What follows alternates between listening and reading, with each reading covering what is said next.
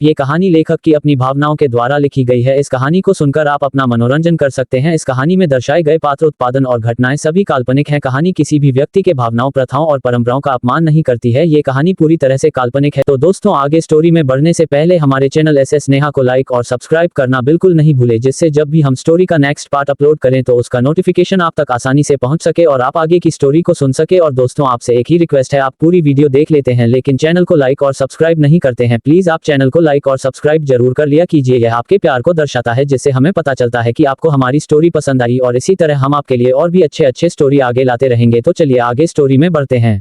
रूही अपनी जगह से खड़ी हुई और उस आदमी के पास जाके उसके आदमी के हाथ को अपने सैंडल के हिल के नीचे बेहरमी से दबाते हुए बोली, कौन था वो? वो आदमी दर्द से तड़पते हुए बोला, क्वीन। वो आदमी ध्रुव सिन्हा ने ही हम ईशान खुरान को मरने का कॉन्ट्रैक्ट दिया था। देखिए, मैंने तुम्हें सारा सच बता दिया है। प्लीज प्लीज अब हम जाने दो। जाने दो? क्यों? हाँ, क्यों जाने दूं? ताकि कल के दिन कोई आके तुम्हें किसी को मरने का कॉन्ट्रैक्ट दे और तुम उस इंसान को मार के अपने पेट पालो। हाँ, रूही ने ये बहुत ही डरावने तरीके से बोला था। उसकी बात सुन उन सभी आदमी को अब खुद के लिए डर लग रहा था। रूही ने अपनी बात को आगे करते हुए बोला, तुम लोग के लिए कितना आसान है न किसी को मार के उसके बदले आपसी लेने का। रॉकी में जा रही हूं और तुम्हें पता है इनके साथ क्या है।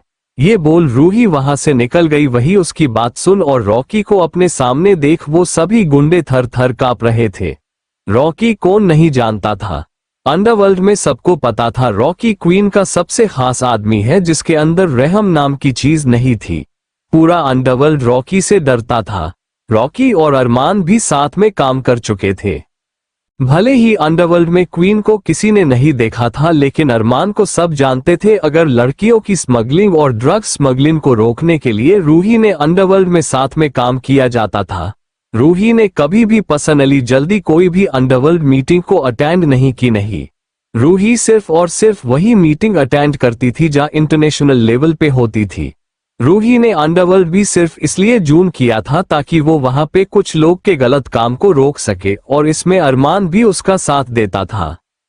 भले ही अंडरवर्ल्ड में क्वीन को किसी ने नहीं देखा था, लेकिन अरमान को सब जानते थे। अगर लड़कियों की स्मगलिंग और ड्रग स्मगलिंग को रोकने के लिए रूही ने अंडरवर्ल्ड में साथ में काम किया जाता था। रूही ने कभी भी पर्सनली जल्दी कोई भी अंडरवर्ल्ड मीटिंग को अटेंड नहीं की। नहीं, रूही सिर्फ और सिर्फ वही मीटिंग अटेंड करती थी जहां इंटरनेशनल लेवल पे होती थी। रूही ने अंडरवर्ल्ड भी सिर्फ इसलिए जून किया था ताकि वो वहां पे कुछ लोग के गलत काम को रोक सके, और इसमें अरमान भी उसका साथ देता था। रूही रॉकी को ऑर्डर देते हुए वहां से निकल जाती है। वही रॉकी उन लोग की तरफ देखता है, फिर अपनी गर्दन ना में हिल देता है। थोड़े टाइम में फिर से उन लोगों की चीखने की आवाज आती, उसके बाद वो आवाज बंद हो गई। रॉकी इस वक्त किसी नरक से देवता से कम नहीं लग रहा था। उसके चेहरे और हाथ पे खून लगा हुआ था। वही रूही के जाते कार को कोई कब से घूर रहा था। यह कोई और नहीं अरमान था, जो हॉस्पिटल से ही रूही का पीछा कर रहा था, क्योंकि जब फोन पे मैसेज आया था तो अरमान ने उसके लाल आंखों नोटिस कर लिया था। अरमान को अंदाजा हो गया था कि रूही कहीं और ही जा रही है, इसलिए उसने नील को आर्यन के पास रुकने का बोल वो वहां से निकल जाता है। अरमान जैसे ही एंट्रेंस पे आता है तो रूह को एक कार में बैठा देख वो भी जल्दी से अपनी कार निकलता है और रूही की कार का पीछा करता है। जब वो देखता है कि वो एक विला में गई तो वो विला पे नाम देखता है जिसपे रूह एस हिल लिखा हुआ है। देख अरमान समझ गया गई यह विला रूही का है। अरमान अंदर जाने वाला था, लेकिन फिर कुछ सोचकर उसने अपने कार की डिक्की से एक ड्रोन बाहर निकलता है और उसे रूही के विला के पास ले जाता है और चेक करने लगता है कि रूही है किधर। तभी ऐसा करते करते थोड़ा टाइम बीत जाता, लेकिन जैसे ही अरमान ड्रोन को विला के पीछे वाले एरिया में गया तो अरमान की नजर सबसे पहले वाले विंडो पे गया, जहां पे उसे कुछ परछाई नजर आ रहा था। अरमान समझ गया कि वो लोग इधर ही है। अरमान ने अपने कार में बैठ सब कुछ देखने लगा। उसे पता चल गया था कि रूही ही अंडरवर्ल्ड क्वीन है, लेकिन उसे ये समझ नहीं आ रहा था कि अंडरवर्ल्ड की क्वीन रूही कैसे है। जहां तक उसे पता था अंडरवर्ल्ड में क्वीन के पोस्ट पे आना बहुत मुश्किल है, क्योंकि अंडरवर्ल्ड क्वीन का पोस्ट क्वीन के बाद उनके सबसे वफादार इंसान को मिलती है या फिर उनके वारिस को। अरमान ने अपने आप से ही कहा, मुझे अंडरवर्ल्ड का किंग तो पापा ने बनाया था क्योंकि मैं ही उसका वारिस हूँ। लेकिन रूही वो कैसे कही? यह रूही के मॉम का पोस्ट तो नहीं? लेकिन फिर उसने अपना सर झटक दिया और बोला, नहीं, ये छोटी माँ तो नहीं हो सकती। वो कितनी अच्छी है, प्यारी थी, तो उनका अंडरवर्ल्ड से होना पॉसिबल नहीं। लेकिन फिर रूही क्वीन कैसे बनी? ये सब सोचते सोचते अरमान के सर दुखने लगा था। फिर एक नजर सामने देख बोला, लिटिल गर्ल, तुम्हें जितना मैं इनोसेंट समझता था तुम उतनी इनोसेंट हो नहीं। नाइस लिटिल गर्ल, आज तो तुमने जे सोच ही दे दिया। अरमान भी वहां से निकल जाता है। वही रूही विला आती है तो उसे सामने ही सोफे पे सुनीता जी, प्रेम जी और प्रिया दिखाई देती है। तभी प्रेम जी रूही के सर पे हाथ रखते हुए फिक्र से बोले, रूही बेटा, आर्यन कहाँ है? वो भी तो तुम्हारे साथ ही गया था ना? और तुम दोनों इतनी जल्दी में किधर गया थे? उनका खुद ले लिया और अपने भाइयों के लिए इतना फिक्र करते देख। फिर वो उनसे अलग होते हुए बोली, पापा, वो भाई का एक्सीडेंट हुआ है और इस वक्त सिटी हॉस्पिटल में है। क्या वो ठीक है? कहीं उसे ज्यादा तो नहीं लगा है ना? रूही की बात खत्म होते ही प्रेम जी ने सवाल पूछा तो वही एक लिए सुनीता जी और प्रिया भी हैरान थे। इसलिए नहीं कि ईशान का एक्सीडेंट हुआ है, बल्कि इसलिए कि उनके कुछ करने से पहले ही उसका एक्सीडेंट हो गया। वो दोनों तो खुश हो रहे थे, लेकिन उनकी ज्यादा देर तक टिकती उसे पहले ही रूही ने कहा, पापा आप चिंता मत करिए, भाई को बस हल्की सी खरोच आई है और आर्यन भाई भी उनके पास ही है। मैं तो यह उनके लिए कुछ कपड़े और खाना लेने आई थी। उसकी बात पे प्रेम जी ने राहत को सांस ली और रूही के सर पे हाथ फेरते हुए बोले, ठीक है जाओ, और हाँ, ईशान का ख्याल रखना। ये बोल वो चले गए। उन्होंने हॉस्पिटल जाने की बात नहीं की क्योंकि वो जानते थे कि आर्यन और ईशान दोनों ही उनसे नफरत करते हैं। इसलिए रूही ने भी हाँ में सिर हिला दिया क्योंकि यह बात रूही को भी पता थी। रूही अपने कमरे की तरफ जा रही थी कि तभी उसे किसी का कॉल आया। रूही ने कॉलर आईडी देख फोन को पिक किया और अपनी सर्द आवाज में बोली, बोलो रॉकी। सामने कॉल पे कोई और नहीं रॉकी था। रॉकी ने बोला, बॉस कम हो गया। उसकी बात पे रूही ने सिर्फ हम में जवाब दिया और फोन कट कर देती है। रूही अपने कमरे में आते ही जल्दी से फ्रेश होती है। जैसे ही वो फ्रेश होकर बाहर आती तो सामने का नजारा देख हैरान हो जाती है और फिर बार बार अपनी आंखें बंद करती और खोलती है। उसे अपनी आंखों पे भरोसा नहीं हो रहा था, इसलिए वो अपने आप में बोली, क्या मैं कोई सपना देख रही हूँ या ये हकीकत है? क्योंकि उसके आंखों के सामने अरमान था जो कि शर्टलेस होकर लेटा हुआ था और उस ही देख रहा था। रूही ने खुद को एक बार जोर से चिकोटी कटती है तो उसकी हल्की सी चीख निकल जाती है। अब उसे यकीन हो गया था कि अरमान सच में ये है। वो जल्दी से बेड के पास आके गुस्से से बोली, तुम ये कैसे आए और कब आए? जाओ ये से अभी के अभी। अरमान तो बस रूही में ही खोया हुआ था। रूही के गीले बाल जो इस वक्त उसके गाल से चिपके हुए थे, माथे पे थमा हुआ पानी की बूंद जो उसके नाक से गले तक का फैसला करते हुए उसके बाथरोब में समा रहा था। अरमान ने एक झटके से उसको अपने पास खींच लेता है। रूही कुछ समझ पाती उसे पहले ही रूही अरमान के ऊपर आ जाती है। पहले तो उसे समझ नहीं आया कि उसके साथ हुआ क्या, लेकिन जैसे ही वो अपने सेंस में आए वो उसके ऊपर से उठने को कोशिश करने लगी, जिसे देख अरमान ने बिना देर किए रूही को अपने नीचे कर लिए है। रूही उसको अपने ऊपर से धक्का देते हुए अपनी चिढ़ हुई आवाज में बोली, मिस्टर मालिक ये आप क्या कर रहे हैं? हाथिए मेरे ऊपर से, वरना क्या? अरमान रूही के बाद अपना एक आईब्रो चढ़ते हुए बोला। इस समय उसकी आंखें रूही के ठंड से कपकपाते हुए होठ को ही देख रहा था। उसकी बात सुन रूह बोली, वरना जो तुम्हारे साथ होगा उसके रिस्पॉन्सिबल तुम खुद होगे। ओ अच्छा, तो अब भी देखना चाहूंगा कि मेरी लिटिल गर्ल अब क्या करने वाली है। ओह गॉड। अरमान जिसे अपनी बात कंप्लीट भी नहीं की था कि तभी रूही ने अरमान के दोनों टांग के बीच में मार दी थी, जिसे दर्द के कारण अरमान की आंखें बीच लिया था। रूही उसे धक्का देते हुए बोली, बोला था ना मैंने। ये बोलते वक्त रूही के चेहरे पे बहुत बड़ी स्माइल थी, तो वही अरमान अपने सेंटर पे हाथ रखे दर्द से तड़प रहा था। जब रूही ने उसको इतना तड़पते हुए देखा तो अब उसे गिल्टी फील होने लगा। रूही अपने मन में ही बोली, अरे रूही कहीं तूने इस जोर से मार तो नहीं दिया ना? लेकिन फिर बोली, नहीं मैं ज्यादा फोर्स नहीं लिया था। रूही के चेहरे पे परेशानी के लकीर दिख रहा था। वही अरमान ने अपनी एक आंख खोल के देखा तो उसे रूही के चेहरे अब स्माइल की जगह परेशानी दिख रही, जिसे देख उसे मजा आ रहा था। अरमान अपने मन में बोला, ओ माई इनोसेंट लिटिल गर्ल। अरमान रूही को देख नाटक करते हुए बोली, लिटिल गर्ल ये तुमने क्या किया? क्या तुम फ्यूचर में बिना बच्चों के माँ बने का इरादा है क्या? उसकी बात सुन रूही ऊपर से गुस्सा तो दिखा रही थी लेकिन अंदर से बोली, अरे हाँ मैं ये तो सोचा ही नहीं। रूही जिसके चेहरे पे गुस्सा और शर्म से लाल हुआ था तो वही उसके अंदर की बेशर्म बातें। अगर अरमान इसके मन की बात सुन पाता तो सदमे ही चला जाता। रूही ने खुद को संभालते हुए जल्दी बोली, तो किसने कहा था आपको मेरे कमरे ऐसे शर्टलेस आने के लिए? अभी रूही बोल ही थी कि अरमान जिसने खुद को संभाल लिए, क्योंकि उसे ज्यादा जोर से तो लगी नहीं थी इसलिए वो बेड पे बैठ गया और उसे ने जल्दी से रूह को अपने करीब खींच लेता है। एक बार फिर खींचे जाने से रूही इस बार अरमान के गोद में गिरती है। रूही एकदम से ठिठक जाती है क्योंकि आज पहली बार वो अरमान के शर्टलेस बॉडी को ध्यान से देख रही थी। उसके चेस्ट के लेफ्ट साइड के ऊपर रूह बहुत ही स्टाइल से लिखा हुआ था। उसके चेस्ट पे उस टैटू को देख रूही की आंखें भर आई और वो अरमान की तरफ देख बोली, मान तुम कहाँ गए थे? तुम्हें पता है मैं तुम्हें कितना ढूंढा है मैंने। उसे आगे वो कुछ बोल ही नहीं पाए तो वही रूही के मुंह से अपने लिए मान सुन अरमान हैरानी से बोला, क्या तुम्हें मान याद था? उसी बात पे रूही ने अपनी नम आंखों से हाँ में सिर हिला दिया। मैंने हमेशा से ही मान से प्यार किया था। एक तुम ही तो थे जिसे मैंने अपने माँ और भाई के सबसे ज्यादा प्यार अपने मान से किया था। उसकी बात पे अरमान ने रूही से बोला, तुम झूठ बोलती हो ना, क्योंकि तुमने तो सूरज से प्यार किया था और करती थी। नहीं मैंने मान से प्यार किया था लेकिन मुझे नहीं मालूम था जिसे मैं मान समझ के प्यार कर रही हूँ वो तो साफ एक ट्रैप था।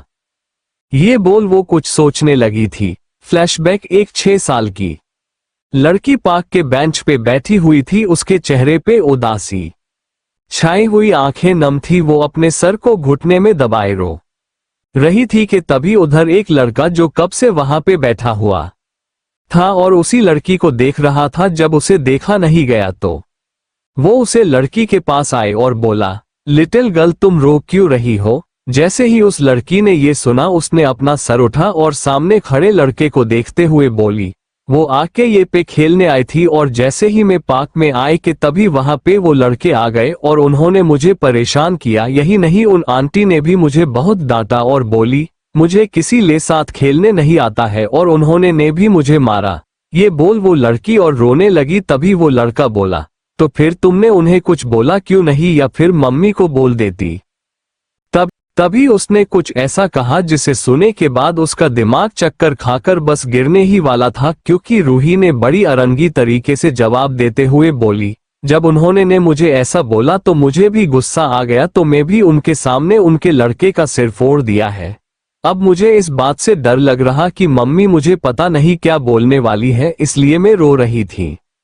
अरमान रूही की तरफ देख अपने मन में बोला, ये लड़की क्या गजब है, मतलब कांड भी कर लिया और विक्टिम भी खुद बनी बैठी है। फिर वो उसे गौर से देखने लगा। रूही ने पिंक डांगरी पहने, हाथों में एक ब्रेसलेट, आंखों काजल, बालों का सलीके से 2 चोटी बंधी हुई थी। वो इस समय बहुत ही क्यूट लग रही थी, बिल्कुल किसी एंजल की तरह। तभी किसी ने उसका कान पकड़ लिया और उसके बेच से उठते हुए बोली, रूह तुम्हें कितनी बार कहा है कि शैतानी नहीं करनी, लेकिन तुम तो मेरी सुनते ही नहीं। उस औरत की बात सुन रूही ने बोला, माँ इसमें मेरी गलती नहीं, वो आंटी और उनका लड़का मुझे बार बार बुली करते हैं। आपको यकीन नहीं हो रहा तो इनसे पूछ लो, ये हमेशा इस पार्क में आते और मैं इनके साथ खेलती हूँ। रूही के बात सुन रूही की मम्मी ने अरमान की तरफ देखा तो अरमान ने रूही की तरफ देखा। रूही भी अपनी टिमटिमाती आंखों से उसे देख रही थी, जैसे वो आंखों से हाँ बोलने का रिक्वेस्ट कर रही थी। अरमान भी अपना सिर हाँ में हिला देता है तो वो रूही की तरफ देखते हुए बोली, अच्छा जब तुमने उस लड़का का सिर फोड़ा तो ये कहा थे? रूही ने तुरंत जवाब देते हुए बोली, माँ यह न वॉशरूम गए थे और तभी वो लड़का और उसकी मम्मी ने मुझे बुली किया दिल्ली, उन्होंने मैं मुझे मारा। वही अरमान तो रूही के बाद कौन हैरानी में था, आखिर ये लड़की चीज क्या है, इसके पास कितने दिमाग है। देखने में ऐसा लग रहा है 6 साल की और बातें तो ऐसे कर रही जैसे इसके अंदर 26 साल की लड़की हो। कैसे आधा सच और झूठ बोल रही है। उसकी बात सुन अब रूही की मम्मी जिनका नाम अंजलि है देखने में बहुत सुंदर, उतनी ही चेहरे पे मासूमियत, आंखें रूही की तरह नील जी एक देख ले वो उनमें खो जाए। 45 एज, लेकिन उन्होंने खुद को अभी भी इतने अच्छे से मेंटेन करके रखता कि उनकी एज अभी भी 26 से 27 साल की लगती थी। उन्होंने ने अरमान की तरफ एक नजर देखा, फिर रूह से पूछा, अच्छा तुम्हारे इस दोस्त का नाम क्या है? अरमान अपना नाम बताने ही वाला था कि रूही ने जल्दी से बोली, ऑफ हो माँ, आप भी कितना शक करते हो, है यह मेरे दोस्त है और इनका नाम मान है। ये रूह के मान है। रूही की बात पे जहां अब रूही को मम्मी को उसके बात पे यकीन हो गया था, तो वही रूही के मुंह से अपने लिए मान सुन के अरमान को पता नहीं क्यों पर उसे बहुत अच्छा लगता है। अंजलि जी थोड़े टाइम रूही के साथ रहती है कि तभी अंजलि जी का फोन बजता है तो वो रूही की तरफ देख बोली, रूह तुम मान के साथ खेलो, में फोन पे बात करके आती हूँ। रूही जो अरमान के गोद में बैठी हुई थी तो अरमान उसके छोटे छोटे हाथ को अपने हाथ में लेते हुए बोला, अच्छा एक बात बातो, तुमने मुझे मान क्यों बोला? उसकी बात पे रूही ने बोला, अरे मुझे आपका नाम नहीं पता था, जिसके कारण मुझे जो भी मन में नाम आया तो वो मैंने मम्मी को बता दिया, क्योंकि उस वक्त तक माँ को मुझे यकीन नहीं हो रहा था। फ्लैशबैक एंड रूही अपनी ही सोच में घूम थी कि तभी उसे अरमान की आवाज आती है जो बोला रहा था कि बातों के तुमने सूरज को मान कैसे समझ लिया? उसकी बात पे रूह ने बोला, मैं मान के बारे में उस चुदल को बताया था और उन दोनों माँ बेटी ने मुझे सूरज से मिलवाया और बोली कीनिया ही तेरा मान है। हल्की की मैंने कभी भरोसा नहीं किया, इसी कारण मैं कभी भी उसे खुद को टच नहीं करने देती थी। उसकी बात सु अरमान खुश हो गया था कि उसकी रूह सिर्फ मान के लिए है। दूसरी तरफ प्रिया और उसकी माँ दोनों एक दूसरे के साथ बैठे हुए थे कि तभी सुनीता जी का फोन बजा तो सामने वाले ने कुछ बताया, जिसे सुन सुनीता जी के चेहरे पे खुशी के भाव आ गए थे। प्रिया अपनी माँ की तरफ देखते हुए बोली, क्या हुआ माँ? उसकी बात पे सुनीता जी बोली, मुझे लड़का मिल गया जिसे हम रूही की शादी करवा देंगे। उसी बात पे प्रिया बोली, ये पीस नहीं है मॉम, क्योंकि उस लड़की ने पता नहीं जैसे अरमान मालिक को पता लिया है, जिसे वो इंसान एक अलग ही तरीके से रूह को ट्रीट करता है। उसकी बात पे सुनीता जी बोली, तुम फिक्र मत करो, मेरे को प्लान बनाया है न, उसके बाद वो अरमान तो रूही की तरफ देखेगा भी नहीं। उसकी बात ले प्रिया ने बोली, ऐसा क्या करने वाली हो मॉम आप? वही एक अंधेरे कमरे एक लड़का जिसकी उम्र तकरीबन 28 साल होगी, वो लड़का एक बड़े से फोटो के पास जाता है। उस फोटो के ऊपर एक धीम लाइट लगी हुई थी। वो आदम उस फोटो को देखते हुए बोला, अब तुम मैं पाने पास कैद करके के रखने वाला हूँ। ये बोलते वक्त उसकी आंखों में सनक था, उसके चेहरे पे उस लड़की को पाने का जुनून था। ये फोटो किसी और का नहीं बल्कि रूही का था, जिसमें उसने व्हाइट क्रॉप टॉप के साथ ब्लू डेनियम जीन्स था। जी उसके को बहुत ही ज्यादा सुंदर और हॉट लग रही थी। वो लड़का दीवार ले लगे रूही के फोटो को किस करता है, फिर सिटी मरते हुए वहां रखे किंग साइज चेयर पे बैठ जाता है। उस पूरे रूम में बस सिटी की आवाज गूंज रही थी, जो कि वहां के माहौल को बहुत ही डरावना बना रहा था। दूसरी तरफ हॉस्पिटल में आर्यन ईशान के वार्ड में बैठा उसे ही देख रहा था। ईशान बेहोश होकर हॉस्पिटल के बेड पे लेटा हुआ था, उसके सर पे और हाथ पे पट्टी बंधी हुई थी। ईशान को अब तक होश नहीं आया था। आर्यन ईशान की तरफ देख रहा था। ईशान को उसको अपने दिल में एक टीस सा महसूस हो रहा था। आर्यन ईशान की के सर को सहलाने लगा और अपने आप से बोला, जिसने भी ईशान की ऐसी हालत की उसके कब्र में तो अब मैं खुद खो दूंगा। बहुत शौक है न मेरे परिवार पे नजर डालने की, उसकी आंखें को उसके बॉडी से अलग कर दूंगा। कि तभी वार्ड का डोर खुलता है तो रूही और अरमान अंदर आते हैं। रूही आर्यन के पास आके उसके एक हाथ में खाना और दूसरे हाथ में आर्यन के कपड़े होते हैं। रूही आर्यन को कपड़े देते हुए बोली, भाई आप फ्रेश हो जाए, मैं आपके लिए खाना लगा देती हूँ। ये बोल वो आर्यन को कपड़े का बैग दे देती है। आर्यन भी अपना सर हिला के वॉशरूम की तरफ चला जाता है। थोड़े टाइम में आर्यन वॉशरूम से फ्रेश होकर बाहर आता है तो वो देखता है कि सामने अरमान और रूही सोफे पे बैठे हुए थे। रूही ने खाने को सामने वाले टेबल पे लगा दिया था। रूही जब आर्यन को देखती है तो उसे देख प्यार से बोली, भाई आप खा लीजिए, उसके बाद हम इस हमले के बारे में बात करेंगे। आर्यन ने हाँ में अपना सर हिला देता है। उसके बाद वो भी उन लोग के पास आया। तीनों ने साथ अपना खाना फिनिश किया। किसी ने भी पिछले 6 घंटे से किसी ने कुछ नहीं खाया था। इसलिए रूही ने सबके लिए अपने हाथ से खाने रेडी किया था। थोड़े टाइम बाद आर्यन ने अरमान की तरफ देख अपने कठोर आवाज में पूछा, अरमान क्या तुम्हें पता चला कि यह सब करने वाले कौन है? उसकी बात सीन अरमान ने रूही की तरफ देखा। वही रूही ने जब अरमान को अपनी तरफ देखता हुआ पाया तो उसने अपना चेहरे को ना में हिला दिया। उसके ऐसा करने से अरमान समझ गया कि रूही अभी नहीं चाहती कि आर्यन को कुछ पता चले, क्योंकि रूही ने अरमान को रास्ते में ही ध्रुव सिन्हा के बारे में बात दिया था, उसी के साथ उसके क्या करने वाली है वो भी। अरमान आर्यन की तरफ देख बोला, तुम चिंता मत करो, कल तक तुम्हारे पास वो आदमी होगा। उसकी बात पे आर्यन कुछ नहीं बोलता है। दूसरी तरफ एक क्लब में एक आदमी बैठा ड्रिंक कर रहा था। उसके आसपास बहुत सी लड़कियां थी जिन्होंने ने बहुत ही रेवलिंग ड्रेस पहने हुई थी, जिन्हें वो गंदी तरीके से छू रहा था। तभी उसके पास किसी का कॉल आया है। वो आदमी फोन को देखता है तो उसके चेहरे पे एक जीत भरी मुस्कान आ जाती है और वो कॉल पिक कर लेता है।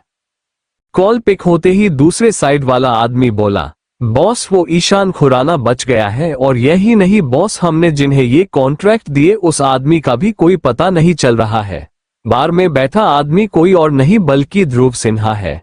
जैसे ही ध्रुव ने फोन वाले इंसान की बात सुनी तो वो गुस्से से बोला, तुम लोग से एक काम नहीं होता है, पता नहीं तुम लोग में पैसे किस बात के लिए देता हूँ। ये बोल वो गुस्से से फोन रख देता है।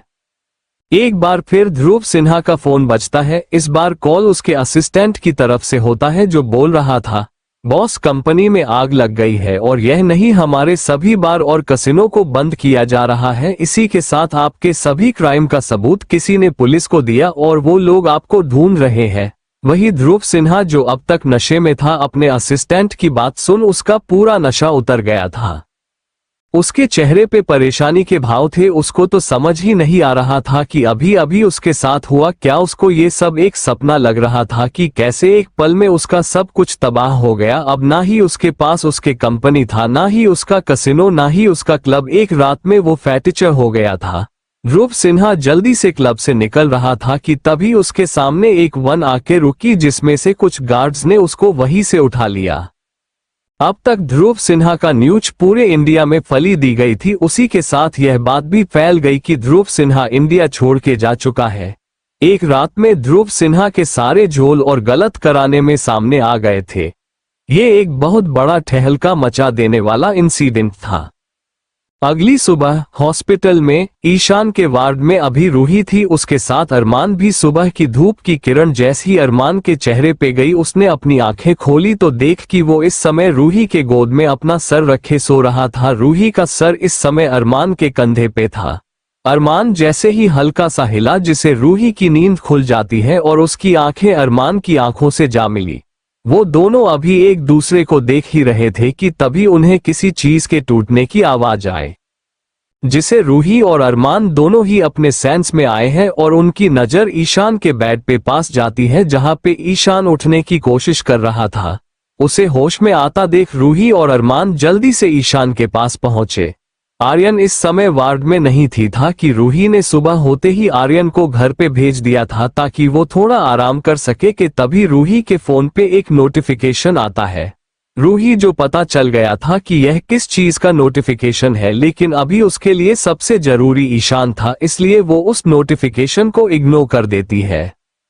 रूही ईशान के पास आते हुए बोली, भाई आप क्या रहे हैं, अभी आपकी की हालत ठीक नहीं है, रुक जाए, मैं अभी डॉक्टर को बुलाती हूँ। ये बोल वो जल्दी से ईशान के बेड के बगल लगे बटन को प्रेस करती, जिसे तुरंत ही वार्ड में एक नर्स आती। रूही नर्स को देखते हुए बोली, जल्दी से डॉक्टर को बुलाए, इन्हें होश आ गया है। नर्स हाँ में सिर हिला देती है और जल्दी से वार्ड के बाहर जाती है। 2 मिनट के अंदर वार्ड में डॉक्टर आता है और वो ईशान को चेक करता, फिर रूही की तरफ देख बोला, मिस खुराना अब सर ठीक है, बस इन्हें ज्यादा स्ट्रेस नहीं लेना है और इन्हें अभी कुछ दिन तक स्पॉन्ज बाथ देना होगा, क्योंकि इनकी इंजरी अब भी बहुत गहरी है, जिसे इन्हें उसका एक्स्ट्रा केयर करने की जरूरत है। ये बोल डॉक्टर वार्ड से चले जाते हैं। उसके जाते ही एक बार फिर वार्ड का डोर ओपन होता है। आर्यन अंदर एंटर करता है। ईशान को होश में अब जाके उसको चैन आता है। आर्यन ईशान के पास आता है और उसके सर पे धीरे से हाथ फिरते हुए बोला, अब कैसा फील कर रहे हो? उसकी बात पे ईशान हल्का सा मुस्कुरा। उसे पता था कि उसके आर्यन भाई चाहे जितने भी स्ट्रिक्ट क्यों ना हो वो हमेशा ही उसे प्यार करते हैं। ईशान आर्यन की बात पे प्यार से बोला, भाई मैं अभी ठीक हूँ। तभी आर्यन ने बोला, कल तुम्हारे ऊपर जो हमला हुआ उसके बारे में क्या बोलना है, और तुम अपने साथ बॉडीगार्ड को क्यों नहीं लेके गए थे। उसकी बात पे ईशान बोला, भाई हमने जो गवर्नमेंट प्रोजेक्ट के लिए टेंडर भरा था तो मुझे कॉल आया कि वो टेंडर हम मिला है, जिसके लिए मुझे वहां पे जाके कुछ फॉर्मेलिटी करना था। मैंने बॉडीगार्ड को अपने साथ चलने के लिए मना कर दिया था। उसके बाद मैं भी चला गया और वहां का सारा काम फिनिश करके जब मैं घर आ रहा था तभी मेरे पीछे कुछ गाड़ी आ रही थी। तभी मेरे दिमाग कुछ ख्याल आया कि मैं तो अच्छे से और सीक्रेट तरीके से ऑफिस से निकाला था, तो उन्हें कैसे पता चला कि मैं कहाँ हूँ। लेकिन मैं उस बात पे ध्यान नहीं दिया और ड्राइवर को कार को दूसरे रास्ते पे लेने के लिए बोला, लेकिन अचानक ही ड्राइवर ने कार रोक दी और उसने मुझे पे गन पॉइंट कर दिया। मुझे समझने में देर नहीं लगी, वो ड्राइवर ही आस्तीन का सांप है जिसने हमारे दुश्मन को मेरे बारे में जानकारी दी है। आर्यन जैसे जैसे ईशान की बात सुन रहा था उसके गुस्सा बढ़ते जा रहा था। तभी रूही ने न्यूज चैनल लगा दिया। आज बिजनेस की दुनिया के सबसे बड़ी खबर, ध्रुव सिन्हा जो कि इंडिया के नंबर 5 के लिस्ट में आने वाले बिजनेस टाइकून हुए रातों रात बैंकक्रप्ट। यही नहीं, इनके सभी कंपनी, कसिनो और क्लब में किसी ने आग लग दी है। इसी के साथ किसी ने ध्रुव सिन्हा के खिलाफ उनके काले चीटों की सबूत पुलिस को दिया और अभी भी ध्रुव सिन्हा को ढूंढ रही है। जैसे ही ईशान और आर्यन ये न्यूज देखते हैं तो वो हैरान हो जाते हैं। ईशान आर्यन की तरफ देख बोला, भाई ये तो हमारे राइवल है ना, लेकिन इनकी ऐसी हालत किसने की। तभी अरमान ने बिना भाव के बोला, रूही ने ये सब किया है। ईशान और आर्यन को तो यकीन नहीं हो रहा था, तो वो लोग रूही की तरफ देखते हैं तो रूही भी हाँ में अपना सर हिला देती है। आर्यन रूही के पास आके बोला, ये तुमने किया है प्रिंसेस। उसके सवाल को रूही ने है में अपना सर हिला तो आर्यन ने बोला, क्या इसी ने ईशान के ऊपर हमला करवाया था। हाँ भाई, यह वही आदमी है जिसने कल ईशान भी पे हमला करवाया था। जैसे ही आर्यन ने ये बात सुनी तो वो रूही की तरफ देख बोला, लेकिन ये सब तुमने कैसे किया है। आर्यन का सवाल सुन रूही ने बोला, भाई ध्रुव सिन्हा एक नंबर का घटिया इंसान है। यह अपने क्लब और कसिनो की आड़ में बहुत से गैर कानूनी काम करता है, जैसे लड़कियों की तस्करी, ड्रग्स सप्लाई करना। यही नहीं, इसने ना जाने आज कितनी ही लड़कियों के इंडिया के बाहर बेचा है। इसके खिलाफ तो मैं कब से सबूत ढूंढ रही थी और कल ईशान भाई पे हमला करके इसने अपनी मौत को दावत दिया है। उसकी बात सुन आर्यन ने बोला, हमें नहीं पता था हमारी प्रिंसेस इतनी स्मार्ट होगी। उसकी बात पे रूही पे कुछ नहीं बोलती। उसके बाद आर्यन ने तरफ देख बोला, लेकिन इसका नसीब अच्छा है जो कि मेरे हाथ से बच गया है। लेकिन ये कब तक बचा रहता है ये देखने वाली बात है, क्योंकि इसकी जान तो मेरे हाथों ही चढ़ेगी। वो भागा नहीं है बल्कि उसका किडनैप हुआ है। अरमान ने बिना भाव के बोला। उसका बात सुन आर्यन अरमान की तरफ देख गुस्से से बोला, किसने किडनैप किया है इसे। उसकी बात पे आर्यन कुछ नहीं बोलता है, वो बस रूही को देखता है। वही आर्यन जब देखता है कि अरमान कुछ नहीं बोल रहा तो वो उसकी नजरों का पीछा करता है, तो उसकी नजर भी रूही पे चली जाती है। आर्यन रूही की तरफ देख बोला, प्रिंसेस क्या तुमने। हाँ भाई, वो मेरे पास ही, वो तो कल रात ही भागने वाला था, लेकिन अफसोस वो मेरे हाथ से बच नहीं पाया। आर्यन को आज पता नहीं चल रहा था कि रूही उसकी बहन है या कोई बेहरूपोया जो कि उसकी बहन के रूप में उसके सामने खड़ी है। आर्यन रूही की तरफ देख अपने मन में बोला, बचपन से लेकर आज तक तुम्हें अपने सामने रखा, फिर क्यों तुम्हारे इस पहलू के बारे में मुझे कुछ पता नहीं। वही अरमान आर्यन के मन की बात समझ के बोला, ऐसा बहुत कुछ है जिसके बारे में तुम्हें नहीं पता है। तुम्हारे बहन कोई आम लड़की नहीं है, उसके पास वो पावर है कि पूरी दुनिया उसके कदम के नीचे कर सकती है। उसकी बात पे आर्यन हैरानी से रूही की तारीफ देख रहा था। वो तुम्हारे लिए प्रिंसेस है लेकिन अपने किंगडम की क्वीन है। ईशान भी अब तक की सारी बात सुन रहा था, वो भी हैरान था। उसने आर्यन और अरमान की बात नहीं सुनी थी। ईशान तब होश में आता है जब एक बार फिर वार्ड का दरवाजा खुलता है, जहां एक नर्स हाथ में एक ट्रे लिए खड़ी थी। वो नर्स ईशान के पास बेड के पास आके एक बेड टेबल ओपन करती है और उसके ऊपर खाना रख देती है। रूही अपने हाथ से ईशान को खाना खिलाने लगती है। ईशान की आंखों नम हो जाती है क्योंकि यह पहली बार था जब रूही अपने हाथ से अपने भाई को खाना खिला रही थी। आज उसे रूही में अपनी मां को देख रहा था।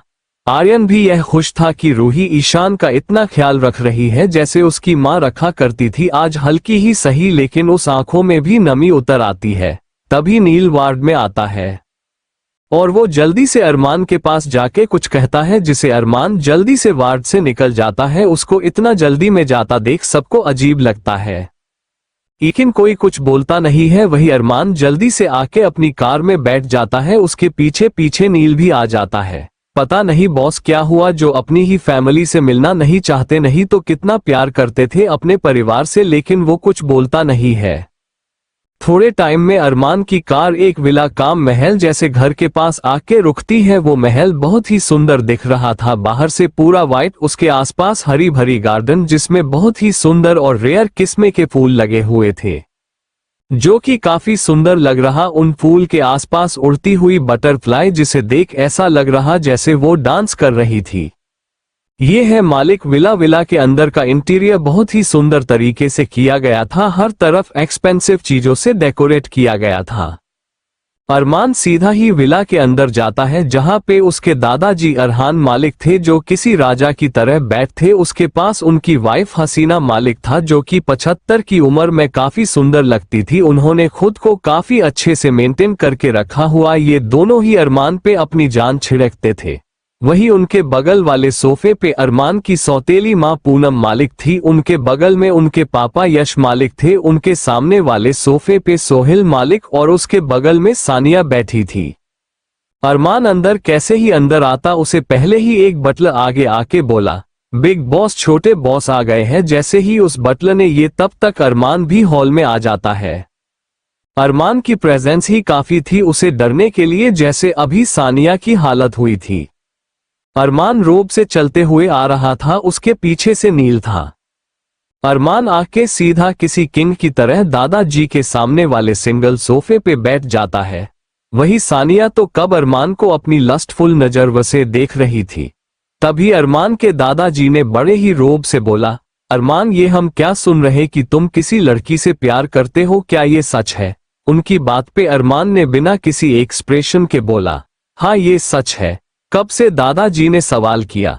आप अच्छे जानते हैं कि मैं कब से उस लड़की से प्यार करता हूँ। भूल जाओ उस लड़की को, तुम्हें मेरी दोस्त की बेटी से शादी करनी होगी। तुम अच्छे जानते हो कि हम तुम्हारी शादी सानिया से करना चाहते हैं, इसलिए हमने आज तुम्हें ये बुलाया है। उनकी बात सुन अरमान को बहुत गुस्सा आता है लेकिन वीक कुछ बोलता नहीं है। वही सानिया जब ये सुनती तो वो बहुत खुश हो जाती है, लेकिन उसकी खुशी को छीनते हुए अरमान बोला, आप भूल जाओ दादाजी की सानिया जैसी लड़की से मैं कभी शादी करूंगा। मेरी जिंदगी में एक ही लड़की है और मैं उसे शादी करूंगा। उसकी बात सुन दादाजी को बहुत गुस्सा आता है। वो अरमान को धमकी देते हुए बोले, अगर तुम सानिया से शादी नहीं करोगे तो हम तुम्हें अपने वसीयत से बाहर निकल देंगे। उसकी बात पे अरमान ने डेविल स्माइल के साथ बोला, शौक से निकल दीजिए, वैसे भी मैं किसी के हिस्सेदारी का मोहताज नहीं हूँ और वैसे भी मैं उस लड़की से शादी कर ली है। अरमान ने जितने आराम से तय बात कही थी उतना बड़ा धमका हुआ था। सब लोग अरमान की बात सुन हैरान थे। वही सानिया अपने हाथों की मुट्ठी बना लेती है और अपने मन में बोली, मैं उस लड़की को जिंदा ही रहने नहीं दूंगी। अरमान अपनी बात बोल जाने लगा तभी पूनम अरमान की सौतेली मां, जिसे अरमान ने अपने पिछले जन्म में उन्हें इतना प्यार दिया और उन्होंने ने उसे धोखा दिया था। पूनम जी अरमान को रोकते हुए बोली, अरमान बेटा तुम तो जानते हो ना आजकल के लोग पैसे से कितना प्यार करते हैं। वो लड़की तो कल की आई हुई है, वो सिर्फ तुमसे तुम्हारे पैसे के लिए प्यार करती है। उसके बाद वो अरमान तिरछा मुस्कुराया और बोला, कोई बात नहीं, अगर वो मुझे से मेरे पैसे के लिए शादी भी की है तो मुझे वो एक्सेप्ट है। ये बोल अरमान वहां से जाने लगता है। ठीक है, हम उस लड़की से मिलना चाहते हैं। अरमान उनकी बात पे कुछ नहीं बोलता, बस हाँ में सिर हिला देता है। वही अरमान के पापा बस अरमान को जाते देखते हैं, क्योंकि अरमान ने एक नजर उन्हें देख भी नहीं था, जिससे उन्हें अपने सीने में बहुत तेज दर्द होता है। तो वही पूनम जी भी हैरान थी कि आखिर अरमान पे से उनका कंट्रोल कैसे छूट रहा है। जो लड़का उनका हर एक आदेश का पाला करता था, आज वो ऐसा गैर जैसा बिहेव क्यों कर रहा है। वही सोहेल तो बस ये पे ड्रामा देखने आया था। सोहेल वो इंसान है जो कि सामने से चाशनी बना फिरता है और अंदर से अपने अंदर करेले से ज्यादा कड़वाहट लिए बैठा है। अरमान विला से बाहर आ ही रहा था कि तभी सानिया उसके पास आते हुए बोली, अरमान यह वही लड़की है जिसे तुम कॉलेज से पिक करने आए थे। उसकी बात पे अरमान जल्दी से उसका हाथ पकड़ लेता है और उसके पीठ से लगा देता है, जोर से प्रेस करता है जिससे सानिया को अभी दर्द होता है। अरमान एक उसके कान के करीब जाके बोला, एक बात याद रखना, आज के बाद अगर उसे हाथ लगाया तो तुम्हारे हाथ तुम्हारी बॉडी से अलग कर दूंगा, ये सोच लेना। वो कोई मामूली लड़की नहीं, प्यार है मेरे, जुनून है और सनक है मेरी। अगर किसी ने उसकी तरफ आंख उठा के देखा तो मैं उसकी आंखें उसके शरीर से अलग कर दूंगा। अरमान की बातों से सानिया सहम जाती है। उसके बाद अरमान उसके हाथ को छोड़ देता है और नील की तरफ देखता है तो नील जल्दी से अपने हाथ में पानी का बोतल लेकर अरमान के हाथ पे गिराने लगता है। अरमान भी अपना हाथ ऐसे साफ कर रहा जैसे उसने कितनी गंदी चीज को छू लिया हो। ये देख सानिया को रूही की याद आती है, कैसे वो भी ऐसे ही अपना हाथ धो रही थी। अरमान उसे एक धमकी वाला लुक देता है और अपनी कार से निकल जाता है। सानिया गुस्से बोली, अरमान मालिक ये तुमने सही नहीं किया है, ये सब उस लड़की वजह से हुआ, मैं भी देखती हूँ वो कैसे जिंदा रहती है। ये बोल वो पैर पटक के चली जाती है। अरमान गाड़ी में बैठ जाता है और नील को कुछ इंस्ट्रक्शन देता है जिसे सुन नील हैरान हो जाता है। लेकिन बॉस आपकी लगता हज आपका बनाया ये प्लान कामयाब होगा। उसकी बात पे अरमान एक डेविल स्माइल करता है। नील जब अरमान को ऐसे स्माइल करता देखता है जो थोड़ा डर जाता है, क्योंकि उसे समझ आ गया था कि अरमान के दिमाग में कुछ तो बहुत बड़ा चल रहा है। अरमान मालिक ये तुमने सही नहीं किया है, ये सब उस लड़की वजह से हुआ, मैं भी देखती हूँ वो कैसे जिंदा रहती है। ये बोल वो पैर पटक के चली जाती है। अरमान अपनी गाड़ी के साइड मिरर से सानिया को देखता है, फिर अपने हाथ को जिसमें एक छोटा सा नीडल जैसे कुछ था, ये देख उसके चेहरे पे एक डेविल स्माइल आ जाती है और वो अपने मन में बोला, TCH गलती की मेरी रूह पे हाथ उठा के अब देखो तुम्हारे साथ क्या होता है। ये सोचते हुए वहां से निकल जाता है। उसके चेहरे के एक्सप्रेशन इस समय बहुत खतरनाक था। आगे बैठा नील जब अरमान के एक्सप्रेशन देखता है तो डर जाता है, क्योंकि उसे पता था कि अरमान अपनी फैमिली से कितना प्यार करता है, लेकिन आज जो उसका बिहेवियर अपने फैमिली के लिए देखा वो बहुत ही रुड था। अरमान अपनी आंखें बंद किए सीट के हेडरेस्ट से अपने सर को टीका देता है और बिना आंखें खोल नील से बोला, मिसेस पूनम मालिक और उनके सो कॉल्ड बेटे पे नजर रखो, उन लोग की पल पल की खबर मुझे चाहिए। नील ये सुन पहले तो हैरान हो जाता है, लेकिन फिर जल्दी से बोल, ओह बॉस। वही सानिया जैसे ही मालिक विला में आती है उसे अपने राइट हाथ में बहुत दर्द होने लगता है। वो अपने को बार बार झटक रही थी। वो अपने हाथ को झटकते हुए बोली, यह मेरे हाथ में इतना दर्द क्यों हो रहा? यह वही हाथ जिसे उसने रूही को थप्पड़ मारा था। लेकिन वो इस बात वो ज्यादा ध्यान ना देते हुए हॉल में सबके पास आके बैठ जाती है। वही हॉल में सबले बैठे अरमान के आज के बिहेवियर के बारे में बात कर रहे थे। धीरे धीरे सानिया के हाथ का दर्द बढ़ते जा रहा था। अचानक ही उसका रोना स्टार्ट हो गया। सबकी नजर उस पे गई जो अपने राइट को हैंड को पकड़ के रो रही थी। अब सब लोग उसके पास आते हुए टेंशन में उसे देखने लगते हैं। पूनम जी सानिया से परेशान होते हुए पूछा, क्या हुआ सानिया बेटा, तुम रो क्यों रही हो? हाँ बेटा क्या हुआ तुम्हें, तुम ऐसे क्यों रो रही ही? दादी ने फिक्र करते हुए पूछा। मुझे मेरे हाथें बहुत दर्द हो रहा, ऐसा लग रहा है किसी ने मेरे हाथ को मोड़ के उसके छोटे छोटे पीसेस में कट कर रहे हो। ये बोलते ही सानिया दर्द से बेहोश हो जाती है। उसकी ऐसी हालत देख और बेहोश होता देख सबने जल्दी से डॉक्टर को बुलाया ले लेते हैं। दूसरी तरफ हॉस्पिटल में इस वक्त ईशान के रूही होती है और वो दोनों किसी बात पे हंस रहे होते हैं। तभी वार्ड का डोर ओपन होता है तो दोनों की नजर उस तरफ जाती है जहां पे इस वक्त अरमान खड़ा था। अरमान को देख रूही अपनी बोहें चढ़ते हुए बोली, क्या तुम बहुत ज्यादा फ्री हो जो जन दिल्ली तब यहीं पे दिखाई देते हो? उसकी बात पे अरमान ने कुछ नहीं कहा। वो रूही को इग्नोर करते हुए उसके हाथ को पकड़ के बाहर की तरफ ले जाता है। रूही भी बिना न नुकुर किए उसके साथ बाहर आती है। वही ईशान तो बस हैरानी से कभी अरमान को देखता है तो कभी रूही को। उसे नहीं पता था कि उसकी प्रिंसेस में इतना करेज होगा जो अरमान से इस तरह से बात करे। वही अरमान रूही को बाहर लेकर आता है और उसके सामने एक डॉक्यूमेंट देते हुए बोला, ई साइन करो। उसकी बात पे रूही इसे सवाल करते हुए बोली, ये किस चीज का डॉक्यूमेंट है? अरमान बिना बहस के सपाट लटारिके से बोला, हमारी शादी का, मुझे तुमसे आज ही शादी करनी है। शादी सुन के तो रूही की हालत ऐसी हो गई जैसे काटो तो खून नहीं। रूही हकलाते हुए बोली, ये तुम क्या बोल रहे हो शाह? शादी पर ऐसे अचानक क्यों? उसके सवाल पे अरमान ने बोला, ये तुम्हें वक्त के साथ पता चल जाएगा। बस इतना समझ लो कि तुम्हारी और मेरी माँ के मौत के पीछे एक ही इंसान का हाथ है। अगर तुम मेरा साथ दो तो हम दोनों साथ में उस इंसान को ढूंढ सकते हैं। जैसे ही रूही ने उसकी बात सुनी, WIH हैरान हो गई। वो अरमान की तरफ देखते हुए बोली, तुम्हें कैसे पता नहीं से बारे में? ये बात तो मैंने किसी को भी बताई नहीं। उसके बात पे अरमान बोला, बस ऐसा समझ लो हम दोनों ही एक नाव पे सवार हैं। मेरे बिना किसी हेल्प के तुम उसे ढूंढ नहीं सकती हो। उसकी बात सुन रूही ने हाँ में सिर हिला दिया, लेकिन इसके सामने अपनी शर्त को रखते हुए कहा, हम ये शादी अभी सीक्रेट ही रखेंगे। उसकी बात अरमान भी मान जाता है। उसके बाद दोनों ने उस डॉक्यूमेंट पे साइन कर दिया। दोनों ने एक दूसरे की तरफ देख हंसाके किया। इस वक्त दोनों के चेहरे के भाव एकदम शांत थे। रूही अरमान को देखते हुए मन में बोली, चली अच्छा हुआ, मेरा एक प्लान कामयाब हुआ। अब आएगा मजा। आ रही हूँ सासू माँ आपसे अपना हिसाब छूता करने।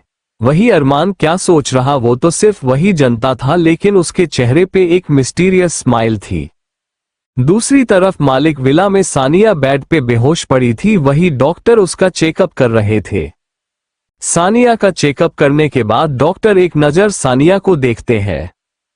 तभी सानिया को मम्मी डॉक्टर से बोली, डॉक्टर क्या हुआ मेरी बेटी को? अचानक से उसकी ऐसी हालत कैसे हो गई? उसकी बात पे डॉक्टर ने बोला, इन्हें कुछ नहीं हुआ, मैं इनका पूरा चेकअप कर लिया, लेकिन ये बिल्कुल फिट है।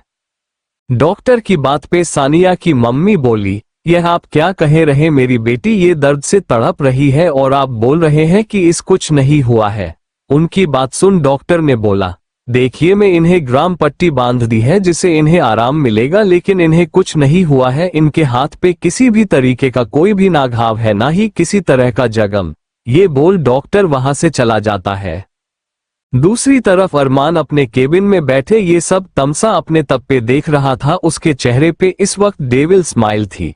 ये तो अभी शुरुआत है, अब शुरू होगा तुम सबकी बर्बादी। जिसने भी मुझे धोखा देने की कोशिश की है उसका तो पता ही नहीं चल, और ये तो बस ट्रेलर है, आगे आगे देखते जाओ होता है क्या। अरमान ने सानिया के हाथ में ऐसा लिक्विड दिया था जिसे उसके हाथ में 8 घंटे तक भयानक दर्द होगा। ये लिक्विड किसी भी तरह के रिपोर्ट में नहीं आएगा और नहीं इसका उन्हें कोई परफेक्ट इलाज मिलेगा। यह अरमान का तरीका था। ये लिक्विड अरमान ने अपने पर्सनल लैब में रेडी करवाया था, जिसका एंटीटोड भी सिर्फ अरमान के पास था। ये लिक्विड इंसान के बॉडी में जाते ही अपना असर शुरू कर देता है, सानिया को उसकी की हुई गलती का एहसास कराने का। इसलिए डॉक्टर को भी समझ नहीं आ रहा था कि आखिर सानिया को हुआ क्या है। वही जब नील अरमान के चेहरे के भाव को देखता है तो उसके चेहरे पे पसीना आने लगता है।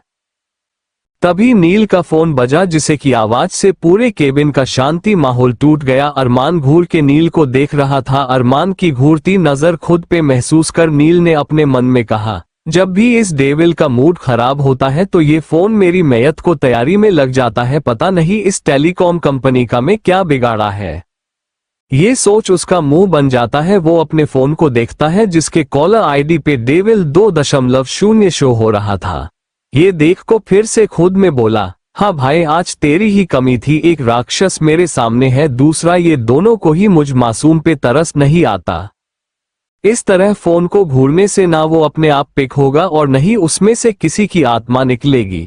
अरमान ने अपनी सर्द आवाज में नील को घूरते हुए बोला। उसकी घूरती नजर खुद पे पाके नील सकपका गया और उसने जल्दी से फोन को पिक कर उसकी स्पीकर पे कर दिया। दूसरी तरफ से आवाज आए, अगर फोन जल्दी उठने में दिक्कत होती है तो बोलो, मैं तुम्हारा उंगली को तुम्हारा हाथ से अलग कर देता हूँ। वो आगे कुछ बोलता उसे पहले ही नील बोला, भाई फोन स्पीकर पे है, बॉस सुन रहे हैं। उसकी बात पे वाला आदमी बोला, बॉस आज रात को क्लब हेवन से 100 लड़कियों का कंजाइनमेंट निकलने वाला है। लेकिन बॉस सबसे बड़ी प्रॉब्लम ये है जी जगह पे लड़कियों को रखा गया है उस जगह पे बहुत बहुत खतरा है, क्योंकि जी जगह पे उन्हें रखा गया है उस जगह को एक सेफ की तरफ बनाया गया, वहां पे जाने के लिए एक पास और उस क्लब के मालिक का फिंगरप्रिंट चाहिए, अगर जरा भी गड़बड़ हुई जो वो जगह ब्लास्ट हो जाएगी। अरमान उसकी बात ध्यान से सुन रहा था। उसकी बात सुन अरमान बोला ठीक है। उसके बाद वो उसको कुछ इंस्ट्रक्शन देता है, जिसे सुने के बाद WIH आदमी ओक बॉस बोल फोन कट कर देता है। जैसे ही कॉल काट हुआ नील बोला बॉस ये क्लब हेवन का मालिक को बहुत ही तेज निकला। उसकी बात वो अरमान बोला क्लब हेवन का मालिक का इस सब में शामिल जरूर है, लेकिन उसके पीछे दिमाग किसी और का है, क्योंकि ये एक ट्रैप है मुझे फंसाने के लिए। लेकिन वो लोग ये भूल गए जिस खेल को ये लोग खेल रहे हैं उस खेल का मैं राजा हूँ। ये बोल वो एक मिस्टीरियस स्माइल करता है। उसे याद था कैसे पिछले जन्म में वो वहां पे गया था। फ्लैशबैक उस समय वो लड़कियों को बचाने में नाकामयाब रहा था, क्योंकि जब को वहां पे उन्हें बचाने गया था तभी उसके ऊपर कुछ लोग ने वार किया, जिसे अरमान फाइट करने लगा, लेकिन अचानक ही वहां पे और भी लोग आ गए थे। अरमान को समझने में देर नहीं लगी कि यह एक ट्रैप है। वो अभी बाकी लोग से फाइट कर ही रहा था कि तभी किसी ने उसके ऊपर पीछे से वार कर दिया, जिसे अरमान का सर धीरे धीरे चक्र रहा था। लेकिन फिर वो उन लोगों से फाइट कर रहा था। उसने अपने साथ ज्यादा गार्ड्स नहीं लाया था, जिसके कारण वो यहाँ पे कमजोर हो रहा था। उसकी आंखें बंद हो रही थी। अचानक वहां पे कुछ गार्ड्स आके थे। वो लोग अरमान को वो लोग बचने आए थे। अरमान को सब कुछ ब्लर नजर आ रहा था, लेकिन उसने अपना सर झटक के देखा तो उसे उन गार्ड्स के यूनिफॉर्म पे क्वीन का सिंबल बना हुआ था। उन लोग ने सभी गुंडों को मार गिराया था। वहां पे क्लब हेवन के मालिक भी मौजूद था। क्वीन का कहा आदमी रॉकी उस आदमी के पास गया और उसके हाथ से उसकी फिंगर को फिंगरप्रिंट स्कैनर पे लगा देता है। उसके बाद वो पास मांग रहा था। जब रॉकी ने उसे पास निकलने को बोला तो उसकी बात सुन क्लब हेवन के मालिक ने अपना जेब में हाथ डाला पास निकलने के लिए, लेकिन उसके पास वो नहीं था। को डरते हुए रॉकी से बोला बॉस पास मेरे पास नहीं है, वो शायद कहीं गिर गया। उसकी बात सुन रॉकी को बहुत गुस्सा आता है, लेकिन वो अभी उस आदमी को मार पाता उसे पहले कि वो पूरा कॉटेज ब्लास्ट हो गया। उसी ब्लास्ट में रॉकी और उस आदमी की डेथ हो जाती है। वही क्वीन के आदमी पहले ही अरमान को कॉटेज से थोड़ा दूर लेकर चले गए थे, लेकिन जब उन लोग ने ब्लास्ट की आवाज सुनी तो सबने पीछे पलट कर देखा, जहां पे पूरा कॉटेज जल रहा था। उस दिन पहली बार अरमान की आंखों से आंसू बह गए थे। उसकी के साथ अरमान भी खुद को संभाल नहीं पाया और वो भी बेहोश हो जाता है, क्योंकि अरमान को भी बहुत ज्यादा चोट लगी हुई थी। फ्लैशबैक एंड इसकी के साथ अरमान अपनी आंखें खोल देता है और इस वक्त उसकी आंखें खूनी लाल थी। वो अपने आप से ही बोला आज मैं ऐसा कुछ नहीं होने दूंगा, पिछले जन्म को घटाना को मैं दोबारा नहीं होने दूंगा। दूसरी तरफ रूही एक विला में बैठी हुई थी। उसके साथ वहां पे एलेक्स, रे, सुनैना और राही के साथ साथ रॉकी भी था। रॉकी ने रूही को सारी बात बता दी था। ये बात रूही को भी याद था, क्योंकि रॉकी उसका सबसे खास आदमी है। रॉकी रूही के लिए कुछ भी कर सकता था। जहां रूही क्वीन की तरह साइफ पे बैठी हुई थी तो वही सब लोग डर के बैठे हुए थे, सिवाय रॉकी के, क्योंकि ब्लैक्स, राय, सुनैना और राही की हालत तो रॉकी को देख ही खराब थी। रॉकी जिसकी हाइट 6'3" इंच था, गोरा रंग, भूरी आंखें जिन्हें में इस वक्त सिर्फ और सिर्फ कोल्डनेस भरी हुई थी, कंधे तक आते बाल जिन्हें उसने एक छोटी सी पोनी में बंधा था, sharp jawline, muscular body, left eyebrow पे कट का निशान जो कि उसके चर्म और हैंडसम पर्सनैलिटी बना रहा था। रॉकी देखने में जितना हैंडसम था उतना ही खतरनाक भी था। रूही रॉकी की तरफ देख बोली रॉकी क्या तुम क्लब हेवन के मालिक की सारी इंफॉर्मेशन निकल ली है? उसकी बात पे रॉकी एक फाइल को आगे करते हुए बोला यस बॉस। उसका जवाब सुन रूही उसके हाथ से फाइल को ले लेती है और उसे खोल के पढ़ने लगती है। उसे फाइल को पढ़ने के बाद रूही बोली तो मिस्टर धनराज बजाज की कमजोरी है लड़कियां, ठीक है, अब उनकी यह कमजोरी हमारी ताकत बनेगी। ये बोल वो सबको कुछ इंस्ट्रक्शन देने लगती है। अपना प्लान डिस्कस करने के बाद रूही वहां से हॉस्पिटल के लिए निकल जाती है। दूसरी तरफ प्रिया और सूरज एक खंडहर वाली जगह पे होते हैं, तभी उनके सामने एक ब्लैक कार आके खड़ी हो जाती है। उसमें से एक 26 साल का लड़का बाहर आता है। सूरज उस लड़के की तरफ देखते हुए बोला जो मैंने बोला था लाने, क्या तुम ले हो? उसकी बात पे वो लड़का सूरज के आगे एक पैकेट करता है, जिसे देख सूरज और प्रिया के चेहरे पे एक डेविल स्माइल आ जाती है। उसके बाद वो लड़का वहां से चला जाता है। प्रिया सूरज से, ओ बेबी अब कुछ ही दिनों में फ्रेशर्स पार्टी, हाँ मुझे तो इंतजार नहीं हो रहा है उसकी हालत देखने के लिए। उसकी बात पे सूरज अपने मन में बोला, इंतजार तो मुझे भी नहीं हो रहा है। यह शाम का वाले क्लब हेवन में आज ये पे बड़े बड़े बिजनेसमैन आए हुए थे, क्योंकि आज क्लब हेवन के मालिक मिस्टर बजाज ने एक पार्टी ऑर्गेनाइज की हुआ था। हर तरफ शोर मच रहा था। वहां म्यूजिक की आवाज पे कुछ लोग डांस कर रहे थे, अपने ही धुन में डांस कर रहे थे। अचानक ही वहां की सारी लाइट बंद हो जाती है और एक स्पॉटलाइट के साथ ही म्यूजिक ऑन होता है।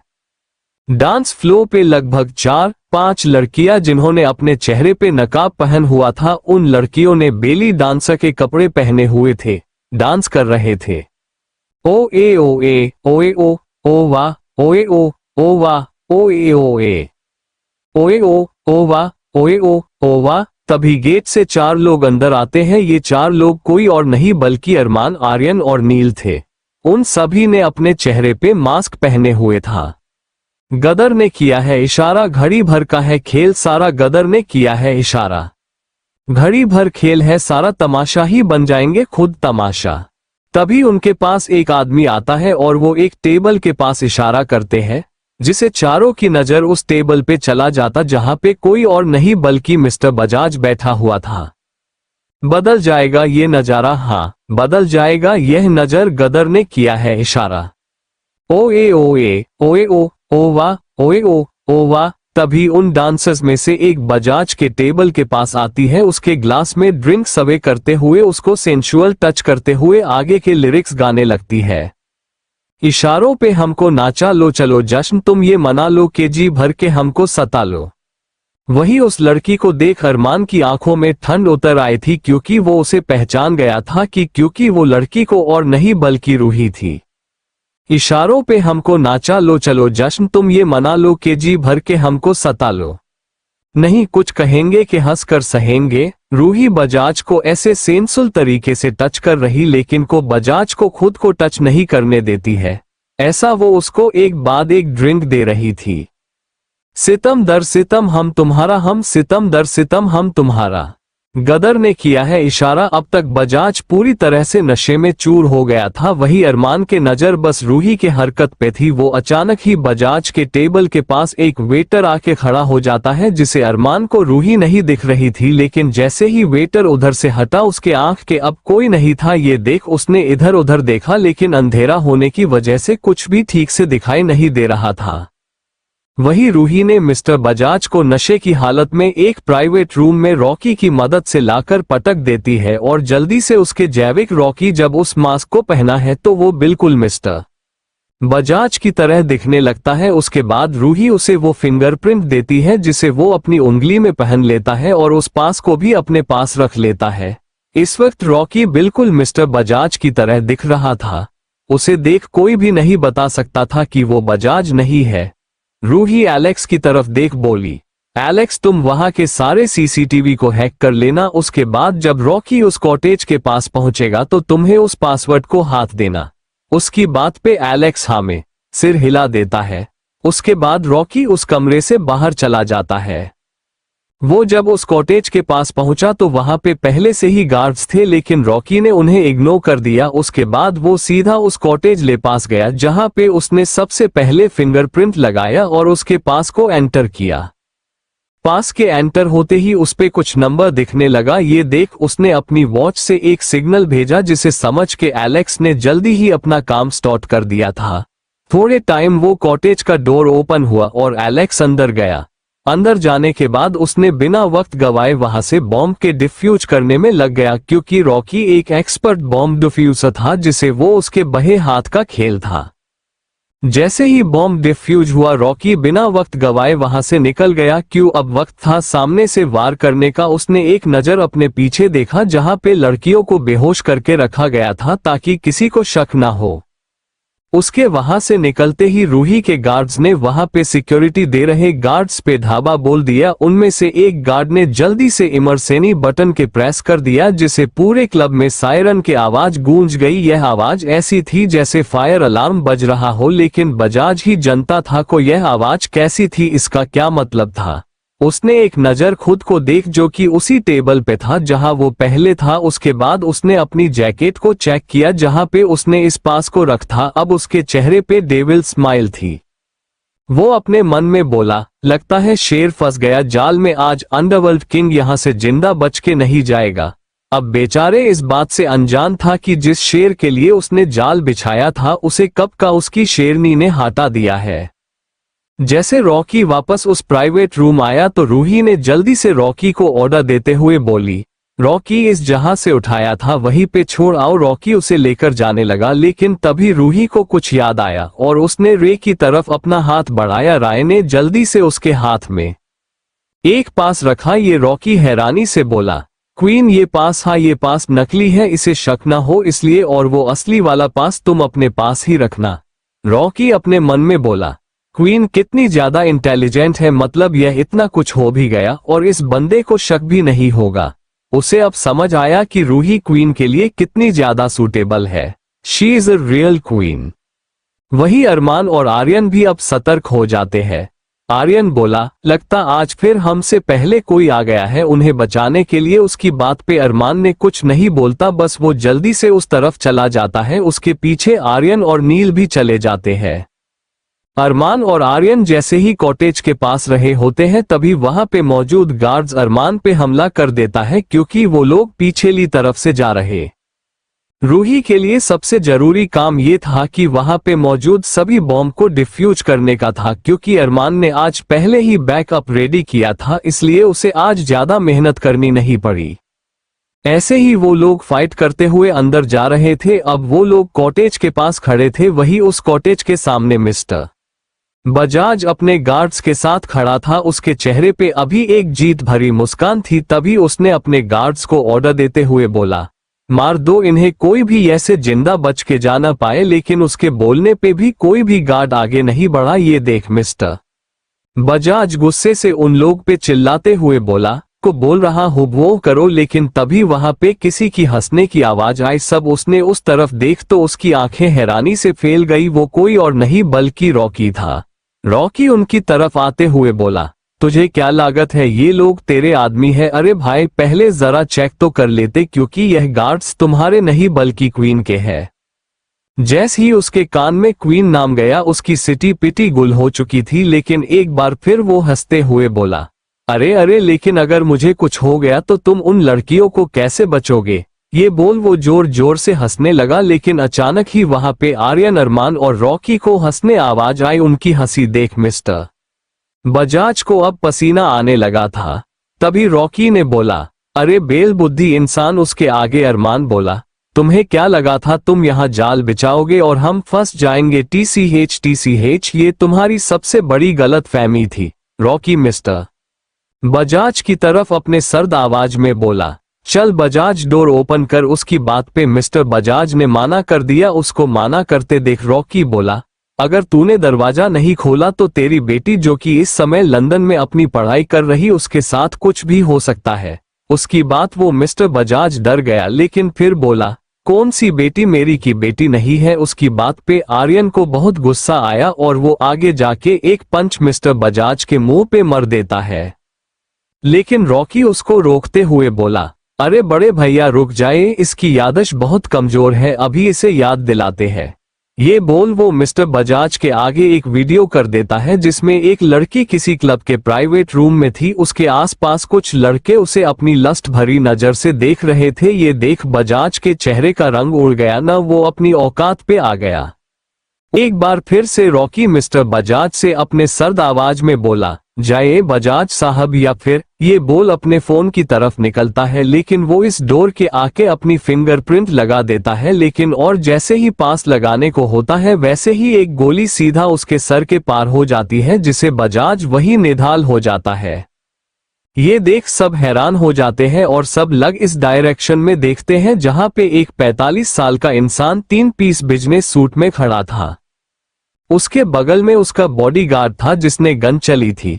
उसे आदमी को देख सब शॉक थे, किसी को यकीन नहीं हो रहा था इस इंसान पे। तभी आर्यन बोला, मिस्टर पार्थ चटर्जी, आप ये सब आप कर रहे थे। उसकी बात पे वो आदमी जिसका नाम पार्थ चटर्जी था, जो कि दुनिया का सबसे अच्छे इंसान के बुक्स में आता था।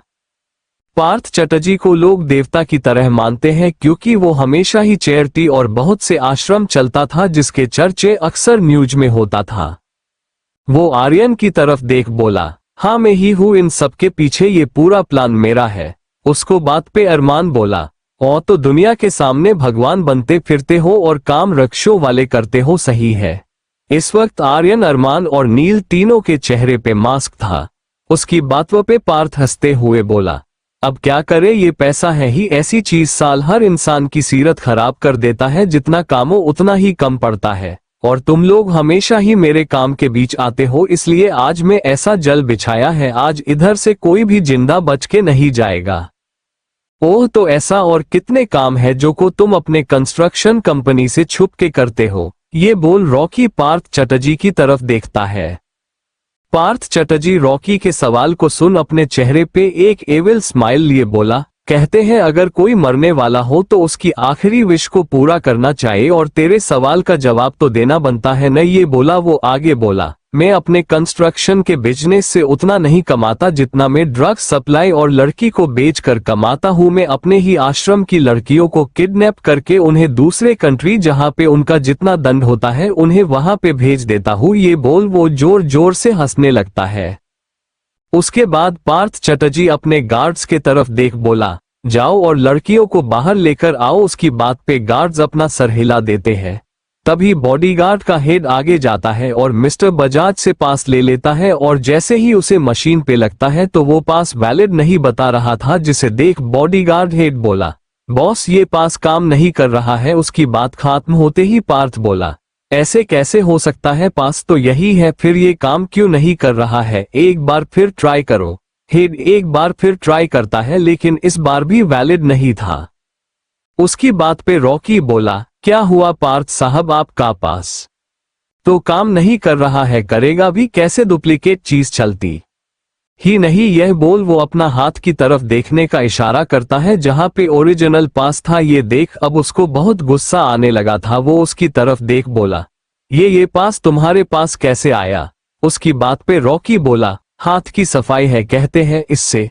उसके हाथ में कार्ड देख अरमान, आर्यन और नील उसे घूरने लगे। नील ने रॉकी को तरफ देख बोल, जब तुम्हारे पास ऑलरेडी पास था तो तुम तब से टाइम पास क्यों कर रहे थे। उसकी बात पे रॉकी बोला, ये क्वीन के प्लान का एक हिस्सा था ताकि इसका जुर्म ये खुद काबुल करे। तभी पार्थ गुस्से से अपने हेड बॉडीगार्ड से बोला, तुम लोगों को खड़े रहने का पैसा नहीं देता, मैं शूट देम। लेकिन उसके बात पे कोई रिएक्ट नहीं करता। तभी नील बोला, अरे यार मुझे समझ नहीं आता इसने बिजनेस वर्ल्ड में इतना बड़ा मौकाम हासिल कैसे किया, मतलब इस बंदे में दिमाग नाम की चीज नहीं है। ये जब से यह आया खुद की तारीफ से इस फुर्सत ही नहीं मिल रहा कि तुम ये समझ सको कि अंडरवर्ल्ड किंग के साथ क्वीन का खास आदमी रॉकी यह चुपचाप खड़े हैं बिना कोई एक्शन लिए। वो शांति से खड़े बिना की डर घबराहट के वो गन पॉइंट पे। इसका मतलब साफ है कि ये सभी आदमी हमारे हैं। उसकी बात पे सबने उसे चिढ़ाने वाली स्माइल दी। रॉकी ने ओर्डरिंग टोन में बोला, गार्ड्स गन डाउन। उसके इतना बोलते ही सारे गन जो कि अब तक अरमान, आर्यन और नील पे लगाई हुई तो सब नीचे हो गया। क्या लगा तुम ये जाल बिछोगे, हम आएंगे और फंस जाएंगे, यह कोई सकस है क्या जहां हम जोकर की तरह आ जाएंगे बिना तैयारी के। ये बोलने वाला रॉकी था। उसकी बात पे पार्थ हंसते हुए बोला, मुझे पता था ऐसा कुछ होगा, इसलिए मैंने इस पूरे कॉटेज के पास बॉम्ब प्लांट किया है। ये बोल वो अपने जेब से एक रिमोट निकलता है। इस बार अरमान के चेहरे पे कुछ अजीब से भाव थे, लेकिन रॉकी बेफिक्र होके बोला, तो क्या करूं, वैसे बॉम्ब प्लांट करना बड़ी बात नहीं है, उसे ब्लास्ट भी करना होता है जो तेरे हाथ से नहीं होगा। उसकी बात सुन अरमान उसकी तरफ देखा जिसके चेहरे पे डर का निशान तक नहीं था। उसके बाद से पार्थ चटर्जी चिढ़ गया। वो रॉकी की तरफ देख बोला, रुक अभी तुझे बताऊं, ये बोल उसने बटन प्रेस कर दिया। सभी ने अपनी आंखें बंद कर ली थी सिवाय रॉकी और अरमान के। थोड़े टाइम बाद भी जब कोई आवाज नहीं आई तो सबने अपनी आंखें खोल के देख तो वहां पे कुछ नहीं हुआ था। वो फिर रॉकी की तरफ देखता है तो रॉकी किसी को कुछ इशारा करता है। तभी एक गार्ड आगे आके रॉकी के हाथ में एक टैब रख देता है। रॉकी उस टैब को पार्थ के आगे करता है, जिसे देख पार्थ के चेहरे का रंग उड़ जाता है। अब उसकी आंखों में खौफ नजर आने लगा था। वो जल्दी ही अपने घुटने के बाल बैठ जाता है। रॉकी पास को आगे करते हुए बोला, जाओ और लड़कियों को बाहर निकालो, इसका हिसाब तो अब क्वीन ही करेगी। यह बोल वो अपने गार्ड्स को कुछ इशारा करता है। थोड़े टाइम में सब वहां से निकल जाते हैं। तभी नील रॉकी से क्यूरियस होकर पूछ, बॉस आपने उस पार्थ को ऐसा क्या दिखा कि वो घुटने के बाल आ गया? उसकी बात पे रॉकी एक स्मर्क के साथ बोला, कुछ नहीं, उसकी सबसे ज्यादा प्यारी कंपनी को क्वीन ने बॉम्ब से उड़ा दिया। उसी के साथ उन्होंने ने उसके कन्फेशन को भी मीडिया को दे दिया। इसी के साथ जो इज्जत उसने इतने साल में कमाई थी उसे झटके से खत्म कर दिया। तभी नील बोला, बॉस ये समझ आ गया, लेकिन वो बॉम्ब जो कॉटेज में लगा था वो क्या हुआ? उसकी बात पे रावकटन उसको बताया, आका सारा प्लान क्वीन ने खुद एग्जीक्यूट किया है और आज वो खुद यह आई थी इस मामले को संभालने के लिए। उसके बाद उसने उन्हें अपना पूरा प्लान बताया, जिसे सुन सब लोग हैरान थे। अरमान को तो खुद पे ही नाज हो रहा था कि उसने एक स्मार्ट लड़की से शादी की है। वो अपने मन में बोला, मुझे नहीं पता था वाइफी कि तुम इतनी इंटेलिजेंट हो। लेकिन फिर उस कुछ याद आया और उसका चेहरा डार्क हो गया और वो अपने आप से ही बोला, लेकिन वाइफी पनिशमेंट तो अभी मिलेगी, तुमने कैसे उस आदमी को टच किया? तब रात भर में यह न्यूज पूरे ऐसा में आग की तरह फैल गई थी, जिसे बिजनेस वर्ल्ड में एक बार फिर से तहलका मचा दिया था। सब लोग ये सोच रहे कि ऐसा कौन सा इंसान है जिसे पंगा लेने से कोई भी बच नहीं पा रहा है। अभी कल ही ध्रुव सिन्हा की, आज सुबह ध्रुव सिन्हा के बारे में ट्रेंड चल रहा था और अब एक और बिजनेसमैन के बारे में न्यूज आ रही थी। वही एक अंधेरे कमरे में बैठा आदमी यह न्यूज देख गुस्से से सभी सामान को फेंक रहा था। उसकी आंखें गुस्से से लाल थी। वो एक फ्लावर पॉट को दीवार पे फेंकते हुए बोला, कैसे कैसे वो बच गया? इतनी प्लानिंग के बाद भी वो अरमान बच गया। पता करो कि बॉम्ब डिफ्यूज कैसे हुआ। उसके ये कहते ही वही साइड में खड़ा उसका असिस्टेंट बोला, बॉस हमने पता किया है, किसी ने बॉम्ब के में वायर को काट दिया था जिसे बॉम्ब ब्लास्ट नहीं हुआ। बॉस सीसीटीवी फुटेज को चेक करने पे पता चला कि आखिरी बार मिस्टर बजाज ही कॉटेज के अंदर गए थे, जिसे साफ पता चलता रहा कि बॉम्ब डिफ्यूज करने वाले मिस्टर बजाज है। उसकी बात पे वो आदमी बोला, ऐसा नहीं हो सकता है, जरूर कुछ छूट रहा है। वो आदमी तो एक नंबर का बेवकूफ था। सीसीटीवी फोटोज लेकर आओ। जी सर, ये बोल वो आदमी अपने माथे के पसीने को साफ करते हुए उस रूम से निकल जाता है। दूसरी तरफ रूह अपने कमरे आराम से बेड पे सोई हुई थी। अचानक उसे किसी का हाथ अपने शरीर पे रेंगते हुए महसूस होने लगा तो उसने झटके से अपनी आंख खोल दी और सामने की तरफ देख, जहां पे अरमान का चेहरा उसके चेहरे के बेहद करीब था और झुका हुआ था, जिसे देख रूही झटके से उठा गई। तभी उसके मुंह से एक आह की आवाज आई, क्योंकि जल्दी जल्दी उठने के चक्कर में उसका सर अरमान के सर से टकरा गया था, जिससे उसे काफी दर्द हो रहा था।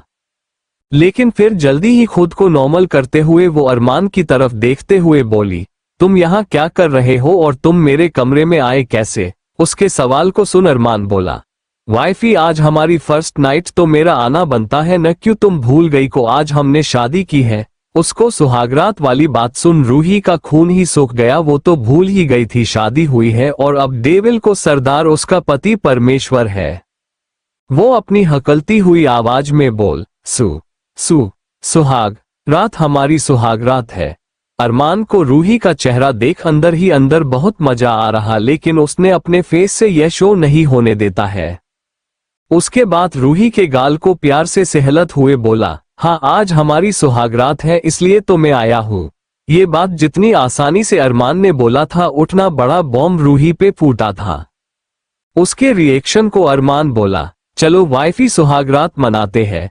उसकी बात पे रूही हकलाते हुए बोली, अरमान देखो ये सब अभी ठीक नहीं है, अभी तो हमारी शादी पब्लिक इस आगे। वो कुछ बोलती अरमान ने उसके होठ पे अपने होठ रख उसे किस करने लगा। रूही तो एकदम से फ्रीज हो गई थी, उसका माइंड एक बार फिर ब्लैंक हो गया।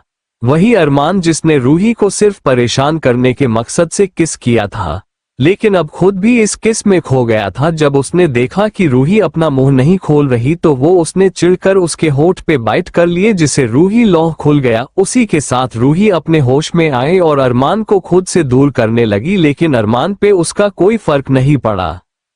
वही अब धीरे धीरे रूही भी बहकने लगी थी और वो भी अरमान के किस में इन्वॉल्व हो गई थी। वही जब अरमान को रियलाइज हुए कि रूही भी उसका साथ दे रही है तो वो खुश हो गया और पैशनेट तरीके से रूही के किस करने लगा।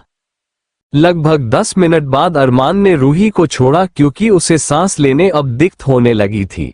अरमान रूही के बालों को सहलाते हुए बोला, रिलैक्स रिलैक्स वाइफी। उसका सर अपने सीने पे रख लेता है और उसे लेकर बेड पे लेट जाता है। अरमान जानता था कि रूही अभी छोटी है और अभी अपना पढ़ाई पे फोकस कर रही है, इसलिए वो आगे नहीं बढ़ रहा था। रूही भी उसे इस बारे में बात नहीं करने वाले थी क्योंकि उसे पता था अगर उसने एक भी शब्द बोला तो अरमान फिर से उसे छेड़ने लगेगा, और आज के मिशन की वजह से वो बहुत थक गई थी, इसलिए अरमान को सोने पे ही सर रख के सो गई। जब अरमान को अपने सीने पे रूही की गहरी सांस महसूस हुई तो वो समझ गया कि रूही सो चुकी है। वो ऐसे ही रूही को देखते हुए बोला, क्या हो तुम, कितनी आसानी किसी को भी बर्बाद करने की ताकत रखती हो। किसी के कमजोरी पे कैसे वार करना है ये तुम्हें अच्छे से पता है। क्या है तुम छुपा रही हो और कैसे तुम अंडरवर्ल्ड क्वीन बनी। ऐसे बहुत से सवाल अरमान के मन में चल रहे थे, लेकिन उसके जवाब सिर्फ और सिर्फ रूही के पास था। वही वो आदमी कब से सीसीटीवी फुटेज को देख रहा था, लेकिन अब तक उसे कोई भी क्लू नहीं मिला था। वो अपने लैपटॉप को जमीन पे फेंकते हुए बोला, अरमान मालिक बहुत हो गया, ये लुका छुपी का गेम अब वार होगा, वो भी सामने से। ये बोल वो जोर जोर से हंसने लगता है। उसकी हंसी की गूंज उस पूरी जगह के माहौल को डरवानी बना रही थी। अगली सुबह रूही की जब आंखें खुली तो उसने खुद को किसी पत्थर जैसे चीज पे अपना सर रख हुआ था। जब उसने अपने चेहरे को नीचे करके देखा तो वो देखती वो किसी के सीने पे अपना सर रखा है। उसके बाद वो अपना चेहरे ऊपर करके देखती है जहां उसे अरमान का सोता हुआ मासूम चेहरा दिखा, जो कि सोते हुए बहुत ही ज्यादा चार्मिंग और हैंडसम था। अरमान सोते हुए बिल्कुल एक छोटे बच्चे की तरह दिख रहा था। रूही थोड़ा से ऊपर उठ उसके माथे पे किस करते हुए बोली, गुड मॉर्निंग मिस्टर हस्बैंड। ये बोल वो जैसे ही अलग होने को हुई वैसे ही अरमान ने उसकी कमर पे अपनी पकड़ कस दी और झटके से उसको अपने नीचे कर लिया, जिसे रूही शॉक हो गई। अगली रूही समझ नहीं आया कि एक पाल में क्या हुआ कि तभी अरमान ने उस होठ पे अपने होठ को रख देता था और उसे किस करने लगता है। रूही तो पूरी तरह से ब्लैंक हो गई कि अभी अभी हुआ क्या, लेकिन जैसे ही अरमान ने उसे बाइट किया वो अपने सेंस में वापस आई। तब तक अरमान रूही के होठों से दूर हुआ, लेकिन उसके ऊपर वॉइस ही रहता है। अरमान अलनी मैग्नेटिक आवाज में बोला, वाइफी गुड मॉर्निंग ऐसे बोलते हैं, and believe me today's morning is really good for me. ये वो उसके माथे पे किस कर देता है। उसके बाद उसके ऊपर से हट जाता है। उसके हाथे ही रूही भी सीधी होके बैठ जाती और उसे घूरते हुए बोली, आप कब उठे और आपने मुझे बिना ब्रश किए ही किस कर दिया, कितने गंदे हैं आप। ये बोल वो अपना मुंह बना लेती तो वही उसकी बात सब अरमान उसे देखने लगा और उसका जवाब देते हुए बोला, वाइफी मैं तो तभी उठ गया जब तुमने मुझे किस किया था, और रही बात तुम्हें बिना ब्रश के किस करने की तो my dear sweet little wifey, मेरा जब मन करगा, जैसे मन करगा, जहां मन करगा मैं तुम्हें किस करूंगा, and you can't stop me. ये बोलते अरमान की आवाज में एक अलग ही अफेक्शन और चर्म था, जिसे के करना अरमान की इन कुछ लाइन ने भी रूही को ब्लश करने वो मजबूर कर दिया, जिस कारण उसके गाल एकदम लाल हो गए थे, जिसे महसूस कर रूही जल्दी से वॉशरूम में भाग जाती है। उसके भागने की स्पीड को देख अरमान हैरान था, लेकिन उसके होठ पे हल्की मुस्कान आ जाती है। वही रूही अपनी सांसों को कंट्रोल कर मिरर के सामने खड़ी होती हेयर अपना चेहरा देखती है जो कि बहुत लाल था। ये देख रूही बोली, हे भगवान, मिस्टर हस्बैंड तो बहुत ही बेशर्म है। उसके बाद वो भी फ्रेश होने लगती है। थोड़े टाइम बाद वॉशरूम का दरवाजा खुलता है। रूही अपना छोटा सा निकल पूरे रूम में एक नजर देखती है। जब उस कोई नहीं दिखता तो वो जल्दी से क्लोजेट में भाग जाती है। रूही ने इस वक्त सिर्फ बाथरोब पहना हुई थी। सुबह जल्दी जल्दी में वो अपने कपड़े ले जाना ही भूल गई थी। रूही क्लोस्टेट रूम में आने के बाद अपने सीने पे हाथ रख लंबी लंबी सांसें लेते हुए बोली, हाइस बच गई, अच्छा हुआ कि मिस्टर हस्बैंड चले गए। उसके बाद वो भी जल्दी जल्दी कॉलेज के लिए रेडी होने लगती है। रूही रेडी हो के सीधा हॉल में आती है और रूही के चेहरे पे एक प्यारी सी स्माइल थी। रूही आर्यन के तरफ आते हुए उसे गुड मॉर्निंग वाइस करती है और आगे बोली, भाई ईशान भाई कैसे है? उसकी बात ले आर्यन बोला, ईशान अब ठीक है, आज उसे डिस्चार्ज मिल जाएगा। ये सुन रूही बहुत खुश होती है और आर्यन की तरफ देख बोली, भाई हम साथ में चलेंगे ईशान भाई को लेने।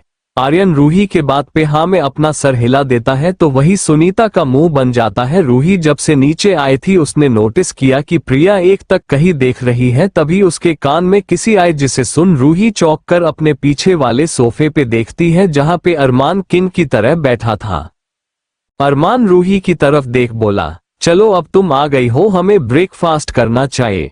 ये बोल वो उसके हाथ के पकड़ डाइनिंग टेबल पे ले आया और उसके लिए चेयर खींचता है, जिसे देख रूही हल्के सा मुस्कुरा देती है। आर्यन भी रूही के बगल वाली हेड चेयर पे बैठ जाता है और अरमान रूही के दूसरी साइड बैठ जाता है।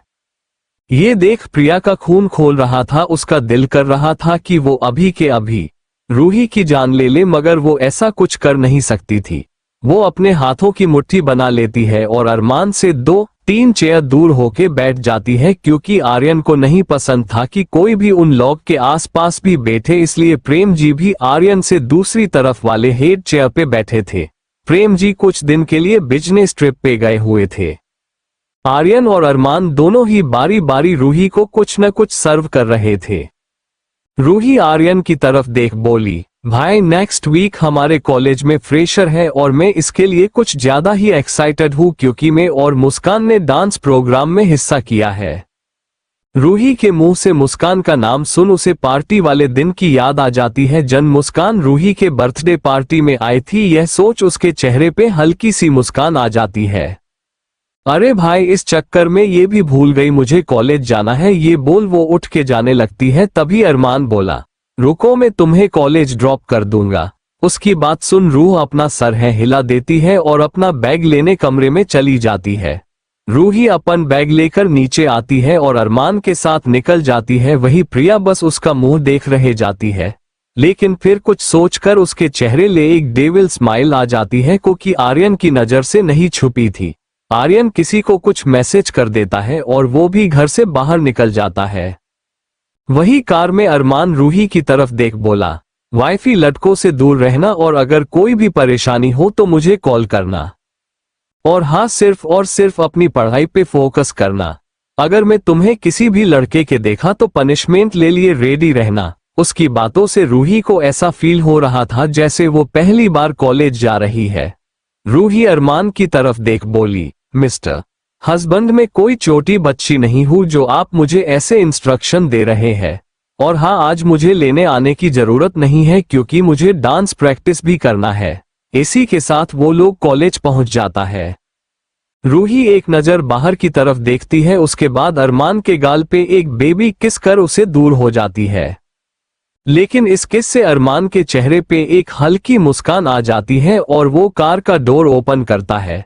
जो स्टूडेंट अपने कॉलेज में इस कार को देख रहे थे, जब उन लोगों ने अरमान को देखा तो बहुत हैरान थे, लेकिन जब उन लोगों ने देख कि अरमान ने पैसेंजर सीट का डोर खोला है तो वो हैरानी और बड़ी हो गई, क्योंकि कार से रूही निकली थी।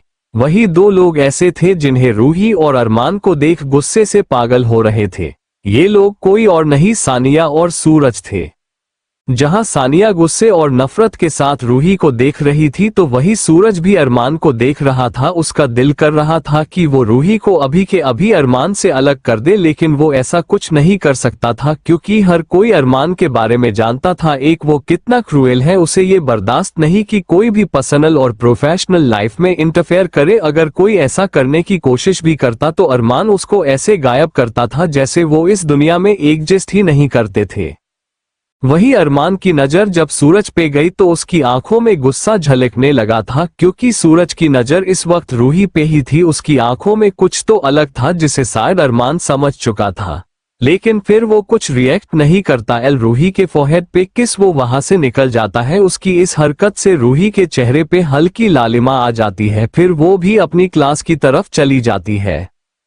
वो अभी कॉरिडोर में ही थी कि तभी उसके सामने सानिया आ जाती और वो रूही की तरफ देख बोली, तुम कितनी गिरी हुई लड़की हो जो लड़कों को उनके पैसे के लिए उनके बिस्तर तक चली जाती है, और अरमान के करीब भी तक ऐसे ही गई हो ना। लेकिन बहुत जल्द वो मेरा होगा क्योंकि मेरी शादी उसे फिक्स हो चुकी है।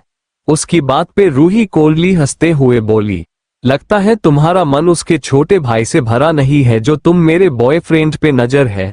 जैसे ही रूही के मुंह से अरमान के छोटे भाई का नाम निकाला वो अपनी जगह पे थम गई। उसके माथे वो ठंडा पसीना बहने लगा था। वो हकलाते हुए बोली, तुम्हारा का कहने का मतलब क्या है? उसकी बात ले रूही बोली, वही जो तुम सोच रही हो। रूही ने जवाब दिया और आगे बोली, तुम्हें क्या लगा था तुम मेरे बॉयफ्रेंड पे अपनी नजर डालोगी और मैं तुम्हें छोड़ दूंगी? What a joke. And by the way, हर कोई तुम्हारे जैसा नहीं होता, तो अपनी इस घटिया सोच को अपने तक रखो। उसके बाद वो वहां से निकल जाती है। वही सानिया उसे गुस्से और डर के मिले जुले भाव के साथ देख रही थी। वो तुरंत किसी को कॉल करती है और बोलती, सोहेल, इस लड़की को हमारे बारे में सब कुछ पता है। अब ये लड़की हमारे और हमारे मकसद के लिए खतरा बन रही है। दूसरी तरफ से सोहेल कुछ कहता है जिसे सुन के बाद उसके चेहरे पे एक कुटिल मुस्कान आ जाती है। वो सोहेल की तरफ देख बोली, you are very intelligent Sohail. उसके बाद वो कॉल रख देती है और अपने क्लास की ओर चली जाती है। दूसरी तरफ अरमान ने सानिया की सभी बातों को सुन लिया था। उसके चेहरे पे एक एविल स्माइल आ जाती है। वो अपने फोन में एक फोटो को देखते हुए बोला, मुझे नहीं पता था मेरा छोटा सौतेला भाई इतना इंटेलिजेंट है। ये बोल वो हंसने लगता है। उसके बाद किसी को कॉल कर कुछ इंस्ट्रक्शन देता है और बोलता है, every action have an equal reaction but according to Armaan every action have an equal reaction in multiple time. ये बोल वो अपने फोन में रूही के फोटो को किस करते हुए बोला, वाइफी, कोई भी तुम्हें हट और होम करने की कोशिश करेगा तो सबसे पहले मुझे पाएगा। ये बोलते वक्त उसकी आंखों में जुनून दिख रहा था। उसके लिए रूही सिर्फ उसका प्यार नहीं बल्कि उसके पागलपन की वो हद थी जिसका कोई एंड नहीं था। रूही के लिए अरमान को एक पाइस्चो बुलाना कोई गलत नहीं था। वही रूही अपने क्लास में लेक्चर ले रही थी। उसके क्लास में इस वक्त सिर्फ प्रोफेसर की आवाज आ रही थी। तभी एक और आवाज ने सबका ध्यान अपनी तरफ खींच लिया तो सबने गेट की तरफ देखा जहां पे एक लड़की खड़ी थी। वो लड़की देखने में बहुत ही सुंदर लग रही थी। कंधे से नीचे आते बाल, काली आंखें जिसमें एक अलग ही चमक था, होठों पे pink lip balm, black kurti, एक हाथ में घड़ी और दूसरे में हाथ में ब्रेसलेट जिसमें डायमंड का वर्क किया गया था। देखने वो लड़की भी बहुत ही सुंदर थी। उस लड़की को देख सब उसे देखते रह गए क्योंकि वो इस लुक में बहुत क्यूट लग रही थी। वही उसे देख दो लोग बहुत ही ज्यादा हैरान थे। ये दो लोग कोई और नहीं बल्कि रूही और मुस्कान थे। रूही मुस्कान की तरफ देख बोली, ये यहाँ क्या कर रही है? उसकी बात वो मुस्कान बोली, उसने मुझे आज सुबह ही बताया था कि यह मुझे और तुम्हें एक सरप्राइज देगी, लेकिन मुझे ये नहीं पता था ये सरप्राइज की जगह पूरा का पूरा बॉम्ब हमारे ऊपर ब्लास्ट करेगी। वही वो लड़की रूही और मुस्कान देख एक बड़ी स्माइल करती है। वो लड़की के आवाज से सब लोग अपने होश में आते हैं जो बोल रही थी, सिर कैन आई कम। उसके बाद पे प्रोफेसर अपनी सरहा में हिला देते हैं। इनका लेक्चर अभी कुछ देर पहले ही स्टार्ट हुआ था जिस करना उस लड़की को एंट्री लेने में ज्यादा दिक्कत नहीं हुई। वो लड़की सीधा रूही और मुस्कान के पीछे वाली सीट पे बैठ जाती है। उसके बाद प्रोफेसर फिर से पढ़ना स्टार्ट कर देते हैं। एक गहरे बाद जैसे ही प्रोफेसर का लेक्चर खत्म होता है तो रूही और मुस्कान दोनों ही उस लड़की के कान को पकड़ के मोड़ देती है। मुस्कान उसकी तरफ देख बोली, तू यहाँ क्या कर रही है? उसकी बात पे वो लड़की जिसे दर्द हो रहा था वो थोड़ा चिढ़ते हुए बोली, भजन कीर्तन करने आई थी। उसकी बात पे मुस्कान बोली, कोई कॉलेजरीन भजन कीर्तन करने आता है क्या? उसकी बात पे वो लड़की बोली, जब पता है तो अब मुझे छोड़ो भी। उसकी बात ले रूही बोली, राही, तुम्हें यही कॉलेज मिला था एडमिशन के लिए? उसकी बात पे राही बोली, क्या रूह यह मुस्कान ना कि बाला यहाँ पे एडमिशन ले सकती है तो मैं क्यों नहीं, और वैसे भी हम लोग एक दूसरे को जानते हैं। राही सिंह परिवार की एक लौटी बेटी है जिसे उसके परिवार वाले बिल्कुल प्रिंसेस की तरह रखते हैं। ये भी रूही के गैंग के एक मेंबर है। ये रूही को पिछले 3 साल से जानती है क्योंकि रूही ने एक बार इसकी मदद की थी इसे बचाने में। तब से ही यह रूही को अपनी बड़ी बहन के जैसे ही मानती थी। राही रूही के गैंग की सबसे चुलबुली और मस्तीखोर लड़की है। उसके बाद वो भी रूही और मुस्कान के साथ डांस कंपटीशन के लिए अपना नाम दे देती है। उसके बाद वो लोग डांस प्रैक्टिस करने के लिए प्रैक्टिस रूम में चली जाती है, जहां पे डांस के सभी स्टूडेंट्स प्रैक्टिस कर रहे थे। वो लोग अभी आते ही थे कि तभी रूही का फोन बजा उठा। उसने जब नंबर देखा तो उसकी आंखें छोटी हो गई और वो अपने फोन को पिक करने के लिए साइड में चली जाती है। रूही जैसे ही फोन पिक करती है तो दूसरी साइड से आवाज आती है, बॉस कुछ लोग इस कंपनी में प्रॉब्लम क्रिएट कर रहे हैं।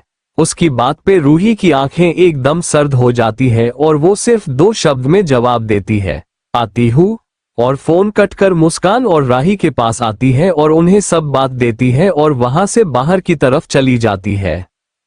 उसके प्रैक्टिस रूम से निकलते ही सानिया जो उस पे नजर रख रही थी वो जब उसे बाहर जाते हुए देखती है तो किसी को कॉल करके बोलती है वो अभी कॉलेज से निकल रही है। उसके बाद वो फोन रख बोली, आज तुम्हारा आखिरी दिन है रूही। रूही का नाम उसने मुंह बनाकर बोली थी। रूह जैसे कॉलेज के बाहर निकलती है तो उसके से एक ब्लैक कार थी जो को लिमिटेड एडिशन थी। ये कार रूही की थी जो हमेशा से कंपनी में ही रहता है, क्योंकि आज सुबह रूही अरमान के कार से आई थी इसलिए उसने कंपनी से अपनी कार मंगवा लिया। रूही कार के बैक सीट पे बैठ जाती है और कार का पार्टीशन क्योंकि रूही को बिल्कुल पसंद नहीं था कि कोई भी उसका चेहरा देखे इसलिए उसने कार में बैठने से पहले ही मास्क, कैप और गॉगल से खुद को कवर कर लेती है। तभी ड्राइवर पार्टीशन को नॉक करते हुए बोला, बॉस कुछ लोग हमारा पीछा कर रहे हैं। उसकी बात पर रूही कुछ नहीं बोली, जिसका मतलब समझ के ड्राइवर कार को स्पीड में निकाल देता है। रूही की कार इस समय बहुत ही स्पीड में चल रही थी। वही जो कार उनका पीछा कर रहे वो लोग भी आप कार स्पीड बढ़ा देते हैं। तभी एक ट्रक जो कि लेफ्ट साइड वाले रोड से आती उसका निशाना रूही की गाड़ी थी, लेकिन जैसे ही ड्राइवर की नजर उस जगह पे गई तो उसने और तेज कार की स्पीड बढ़ा दी थी, जिसे रूही की कार तो उस ट्रक से बच गई लेकिन उनके पीछे आ रहे कार का एक्सीडेंट हो जाता है। रूही जब यह नजारा देखती है तो उसे बहुत गुस्सा आता है और उसे ये भी पता चल जाता है कि ये सब किसका की हुआ है। उसने किसी को कॉल किया और ऑर्डर देते हुए बोली, सानिया का वीडियो को वायरल कर दो, ये काम 6 बजे तक हो जाना चाहिए। और हाँ, एक बात, सोहेल वाले वीडियो को छोड़ के बाकी सारी वीडियो वायरल कर दो। याद रखना, चाहे जो हो जाए यह वीडियो तब तक इंटरनेट से हटना नहीं जब मैं न चाहूं। सामने से आवाज आती, बॉस कम हो जाएगा। उसके बाद फोन कट हो जाता है। रूही अपने मन में बोली, सानिया तेरा खेल खत्म, अब तू देख तेरे साथ में क्या करती हो। उसके बाद उसने एक बार फिर से किसी को कॉल किया और बोली, आज रात तक मुझे रस्तोगी ग्रुप ले शेयर को गिरा दो और यह बात मार्केट में फैला दो, जो भी उनकी मदद करेगा वो सीधी एरो कंपनी से पंगा लेगा। ये बोल वो फोन कट कर देती है। वो लोग अब भी आगे जा रहे थे कि तभी उन्हें अपने कार के आगे कुछ गाड़ी को टुकड़े हुए देखा, जिसे देख उसे चेहरे पे एक एविल स्माइल आ जाती है। वो अपने डर की तरफ देख बोली, अंकल चाहे कुछ भी ही जाए आप कार से बाहर मत आना। उसके बाद वो भी अपने कार से बाहर निकल जाती है। उसको बाहर आते देख वो सभी आदमी उसके पास आते हैं। उनमें से एक आदमी अपने दूसरे आदमी की तरफ देख बोला, चलना, वैसे हमें इसके रेप करके मरने का पैसा मिला है। वही दूसरा आदमी बोला, सही कहा तूने, इसके बहुत मजा आएगा। ये बोल वो भी हंसने लगा। वो आगे जाते हुए रूही को जैसे ही छूने को हुआ तभी उस पूरी जगह पे एक क्रैक की आवाज आई। तो सबने जब उस तरफ देखा तो रूही ने उस लड़के के कलाई को ट्विस्ट कर दिया था, जिसे वो लड़का दर्द से चीख उठा। उसके बाद रूही ने जल्दी से अपने जेब से एक पॉकेट नाइफ निकाला और बिना वक्त गवाए उससे लड़के जुबान को उसके मुंह से अलग कर दिया। इसके करना एक बार फिर वो आदमी चीख इस बार की पिछले वाले से ज्यादा भयानक थी। वहां खड़े सभी लोग डर गए थे, लेकिन तभी वो सभी आदमी रूही पे अटैक करने लगे थे, लेकिन कोई भी रूही को छू भी नहीं पा रहा था।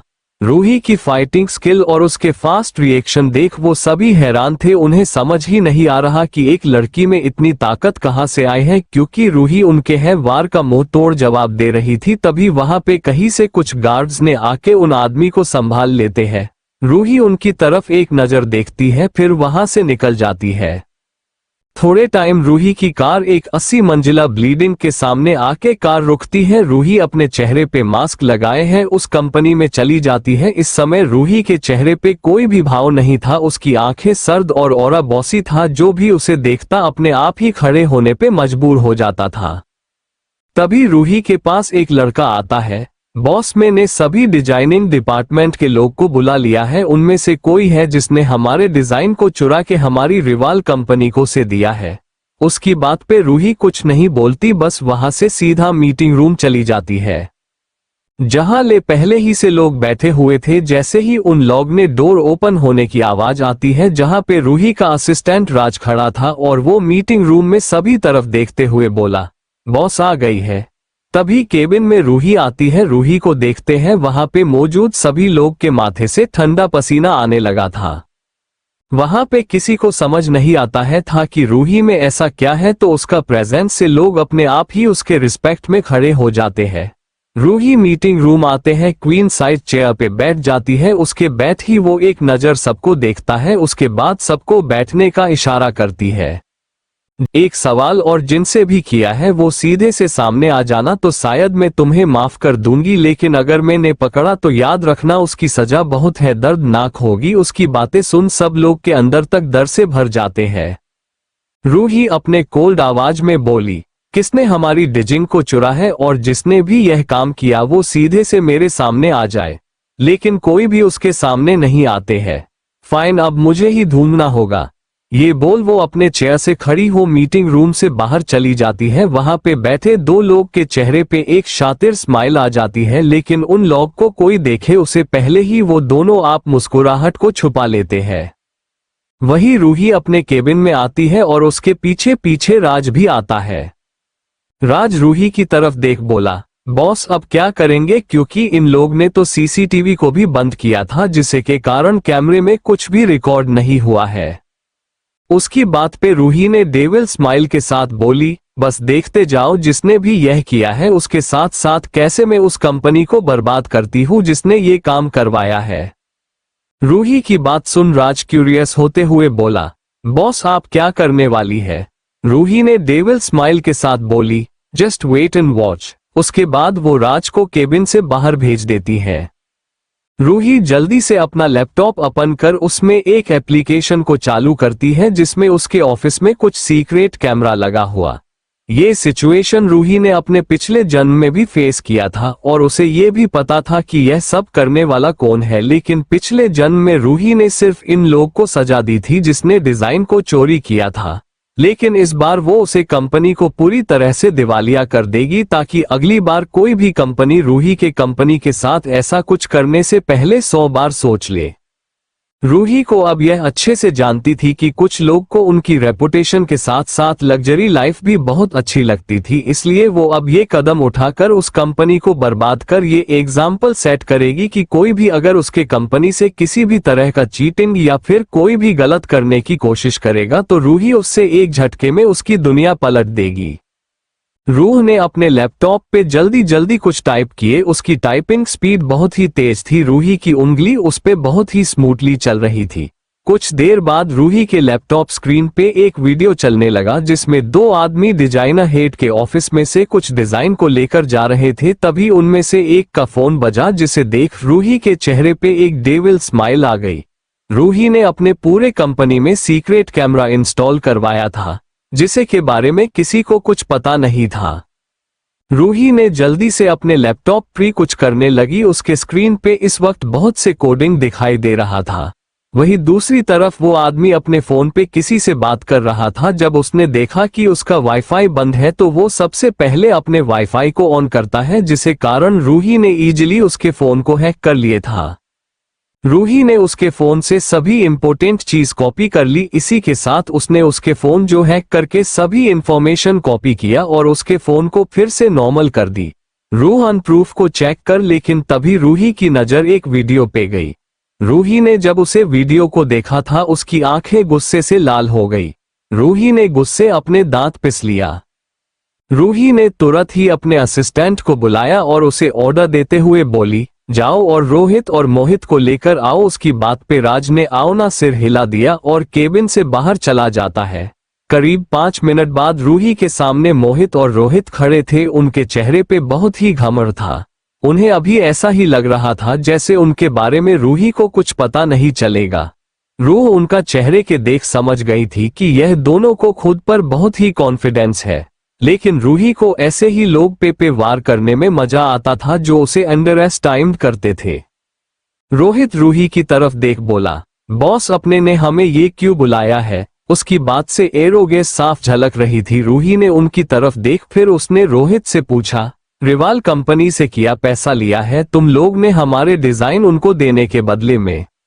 रूही उसके सवाल को रोहित और मोहित के चेहरे के रंग उड़ गए, लेकिन फिर उन लोगों ने जल्दी ही खुद को संभाल लिया।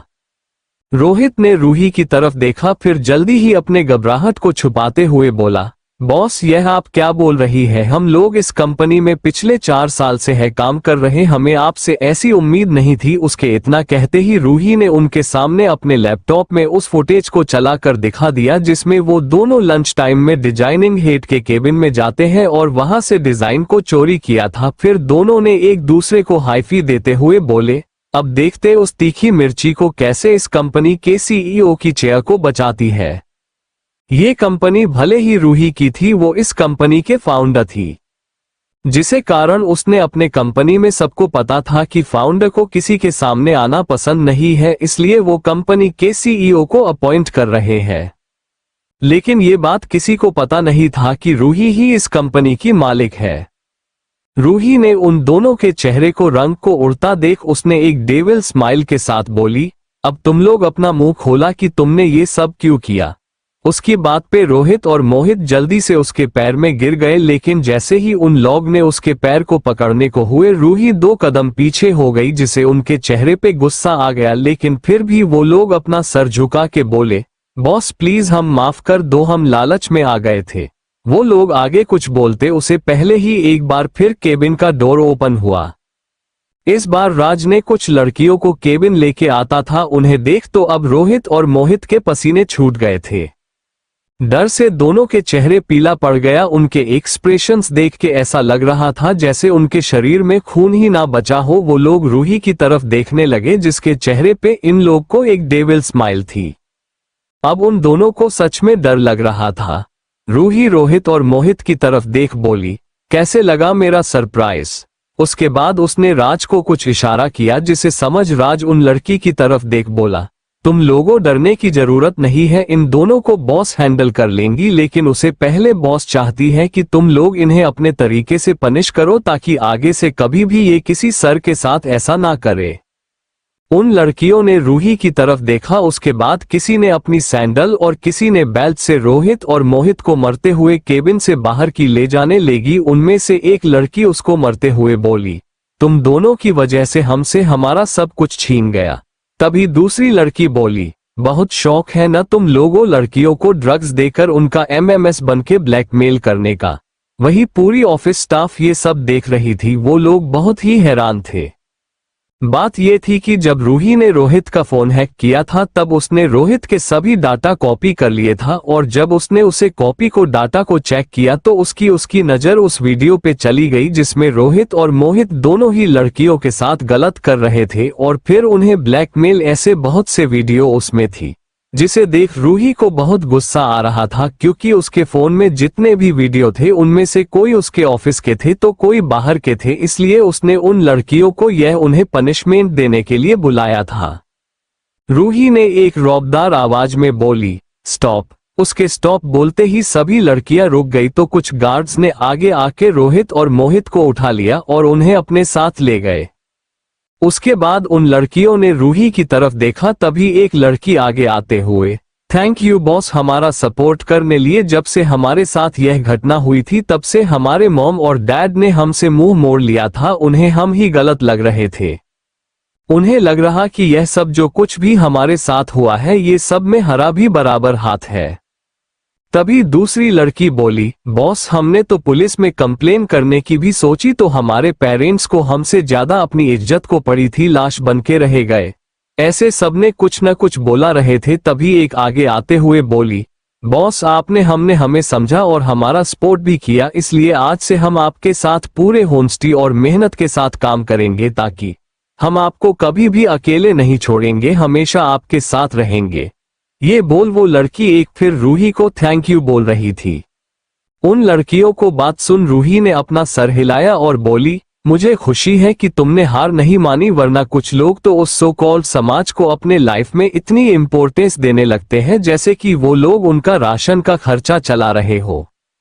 इसके बाद उसने एक पूरे ऑफिस में एक अनाउंसमेंट किया, हम अपने ऑफिस में एक ऐसा डिपार्टमेंट में भी बनाएंगे जहां पे आप लोग की कभी भी अपने साथ करने वाले के बारे में कंप्लेन करेंगे, अगर कंप्लेन इन्फॉर्मेशन सही होगी तो उस इंसान को सजा मिलेगी, लेकिन अगर किसने ने भी झूठी कंप्लेन की तो उसके ऊपर भी कार्रवाई होगी। उसके इस बात पे पूरे कंपनी खुश हो गई क्योंकि सबको पता था कि कंपनी में कोई न कोई ऐसा होता ही जो लड़कियों को अपने मोहरे की तरह इस्तेमाल करता है। उसके बाद रूही वहां से निकल जाती है। राज रूह को देख एडमिरे अपने मन में बोला, बॉस बादस है। उसके बाद वो वहां से निकल गया। केबिन में आने के रूही ने राज से कुछ कहा, जिसे सुन के बाद राज ने हैरानी के साथ रूही को देखा और अपनी में बोला, कमाल है। नहीं नहीं, कमाल के साथ साथ बॉस खतरनाक है, जो उलझेगा बॉस से बॉस करेगी उसके बढ़ेगा। उसके बाद वो केबिन से बाहर चला जाता है। वहीं दूसरी तरफ अरमान अपने केबिन में बेहा काम कर रहा था। पूरे केबिन में इतनी शांति थी कि वहां पे सिर्फ अरमान के लैपटॉप की टिक टिक की आवाज आ रही थी। तभी केबिन के शांति को तोड़ते हुए अरमान के फोन की रिंगटोन बजने लगता है। अरमान फोन अपने फोन की तरफ देखता है और जैसे ही फ्लैश हो रहे नंबर को देखता है तो वो तुरंत फोन पिक कर लेता है। दूसरी तरफ से आवाज आती है, बॉस आज लेडी बॉस पे हमला हुआ था, हम कुछ करते उसे पहले ही वहां पे कुछ गार्ड्स आ गए और उनके गार्ड्स ने उन लोगों को जिसने हमला किया था उन्हें अपने साथ ले गए। हमने अपने कुछ गार्ड्स को उनके पीछे भेजा, लेकिन आगे जाके उनकी कार ब्लास्ट हो गई, जिसमें से लेडी बॉस के गार्ड्स को सही सलामत थे, लेकिन हमला करने वाले मारे गए। उसकी बात पे अरमान बस हम बोलता है और फोन कट कर देता है। दूसरी तरफ एक कार में सानिया और सोहेल एक दूसरे को किस कर रहे थे। उनकी गाड़ी में पार्टीशन थी। सानिया सोहेल की तरफ देख बोली, बेबी के उस रूही का खेल अब तक खत्म हो गया होगा। उसकी बात पे सोहेल बोला, ऑफ कोर्स बेबी हो गया होगा, क्योंकि मैंने उस पे एक बार नहीं 2 बार हमला करवाया है। अगर वो मेरे एक बार से बच भी जात है तो दूसरे से उसका बचना नामुमकिन है। वो आगे कुछ बोलता उसे पहले ही एक उन दोनों को एक जोरदार झटका लगता है, जिसे सानिया जो कि सोहेल के गोद में बैठी थी और सोहेल आगे की साइड झुक जाते हैं, जिसे सानिया का सिर फ्रंट सीट लग जाता है, जिसे सानिया के सिर से खून निकल रहा था। एक बार फिर से सोहेल की कार को झटका लगता है, जिसे सोहेल का सिर कार की डोर से लगा जाता है और उसके हाथ भी डोर से लग जाता है। इसी के साथ वो दोनों बेहोश हो जाते हैं। वही आगे वाला ड्राइवर बेचारा, उसको को तो पहले ही इस हमले के लिए बता दिया गया था, इसलिए वो ड्राइवर इस हमले की तैयार था। ये ड्राइवर अरमान के लिए बहुत ही वफादार है, इसलिए जब इससे नील ने फोन ड्राइवर को फोन किया तो उसे इस अटैक के बारे में सब बता देता है, जिसे सुनने के बाद उसके सिटी पिटी गुल हो गई थी, लेकिन फिर उसने खुद को संभाल लिया और तैयार भी कर लिया था। ठीक 5 मिनट बाद 2 ट्रक ने सोहेल की कार पे हमला कर दिया। अरमान पहले कभी भी सोहली को बिना बॉडीगार्ड के बाहर जाने नहीं देता था, लेकिन जब से उसका रीबर्थ हुए था तब से अरमान ने सभी गार्ड्स को जाता दिया था, क्योंकि जिस सांप को पाल रहा था वही सांप उसको डसने के लिए जहर को जमा रहा था। दूसरी तरफ आर के कंपनी में आर्यन अपना कुछ काम कर रहा था कि तभी उसके डोर नॉक होता है। आर्यन अपनी सख्त आवाज में बोला, कम इन। उसके इतना बोलते ही एक लड़की अंदर आई। वो आर्यन की तरफ देखते हुए बोली, बॉस इस फाइल पे आपकी साइन चाहिए ताकि यह फाइल माथुर कंपनी में दिया जा सके। उसकी बात पे आर्यन ने उसकी तरफ हाथ बढ़ा दिया। जब वो लड़की आर्यन के पास उसे फाइल देने को हुई कि तभी वो हैरानी से बोली, आप। उसके इस तरह से हैरान आवाज तो वो अपना सर ऊपर करके देखता है तो उसकी आंखों में भी हैरानी दिख रही थी, लेकिन साथ में एक चमक भी थी। दूसरी तरफ राज रूही के केबिन में आते हुए एक फाइल आगे करता है और बोलता है, बॉस जैसा आपने कहा था वैसा हो गया, हमने जो डिजाइन को कल मीटिंग रूम में मिस्टर राजेश्वर को दिखाने वाले थे वो हमने आज ही दिखा दिया है। उसकी बात पे रूही ने हाँ में सर हिला देती है।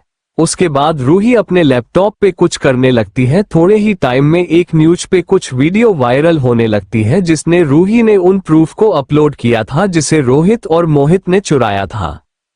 इसी के साथ उसने उस कंपनी पे कैसे भी कर दिया जिसमें उसने एपोलॉजी के तौर पे उनसे 6 करोड़ की फाइन की डिमांड की थी। रूही ने ऐसा करके उस कंपनी को लगभग का दिवालिया कर दिया था और साथ ही साथ ये भी अनाउंस कर दिया था कि जो भी कंपनी इस कंपनी के साथ काम करेगी उस कंपनी को एरो कंपनी के साथ नहीं काम करने का मौका मिलेगा और नहीं इन्वेस्ट।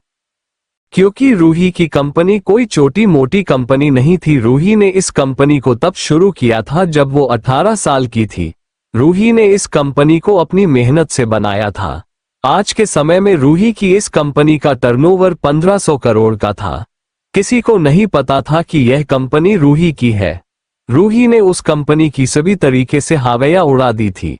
भले ही किसी ने रूही की देखा नहीं था, लेकिन अगर बात बिजनेस वर्ल्ड पे राज करने की आती थी उसमें किंग अरमान और क्वीन रूही को माना जाता था। हॉस्पिटल में सोहेल बेड पे लेटा हुआ था, वो अभी बेहोश था। उसके वार्ड में इस वक्त उसकी मां पूनम मालिक थी जो कि अपने बेटे की ऐसी हालत देख रो रही थी कि तभी उन्हें किसी का फोन आता है तो वो जल्दी से फोन पिक कर सिसक रही थी। दूसरी तरफ से कोई कुछ बोलता उसे पहले ही पूनम जी बोली, आप कहाँ है, देखिए ना किसी ने हमारे बेटे पे हमला किया है। जैसे ही सामने वाले ने उसकी बात सुनी तो वो उसको शांत करते हुए बोला, तुम चिंता मत करो, मैं बहुत जल्द उसके बारे में पता लगा लूंगा। उसके बाद जब दोनों साथ में उसे हिसाब बराबर करेंगे। और रही मैं कहा हूं तो तुम चिंता मत करो, बहुत जल्द मैं वापस आ रहा हूं, वो भी उसके साथ। फिर देखते हैं ये मालिक और राजवंश फैमिली हमसे कैसे बचती है। बस तुम वो करो जिसके लिए तुम्हें वहां भेजा गया है। एक बात याद रखना, कुछ भी करो लेकिन अपना काम पूरा करना और खुद का ध्यान रखना। उसकी बात पे पूनम ने अपना सर हाँ में हिला देती है। अब उसके चेहरे पे कोई आंसू नहीं बल्कि गुस्सा था। वो अपने मन में बोली, बहुत जल्द दोनों परिवार को मैं अपने पैरों के नीचे रोट दूंगी। उसके बाद वो किसी को कॉल करती है और कुछ इंस्ट्रक्शन देने लगती है। मिलते हैं नेक्स्ट एपिसोड में।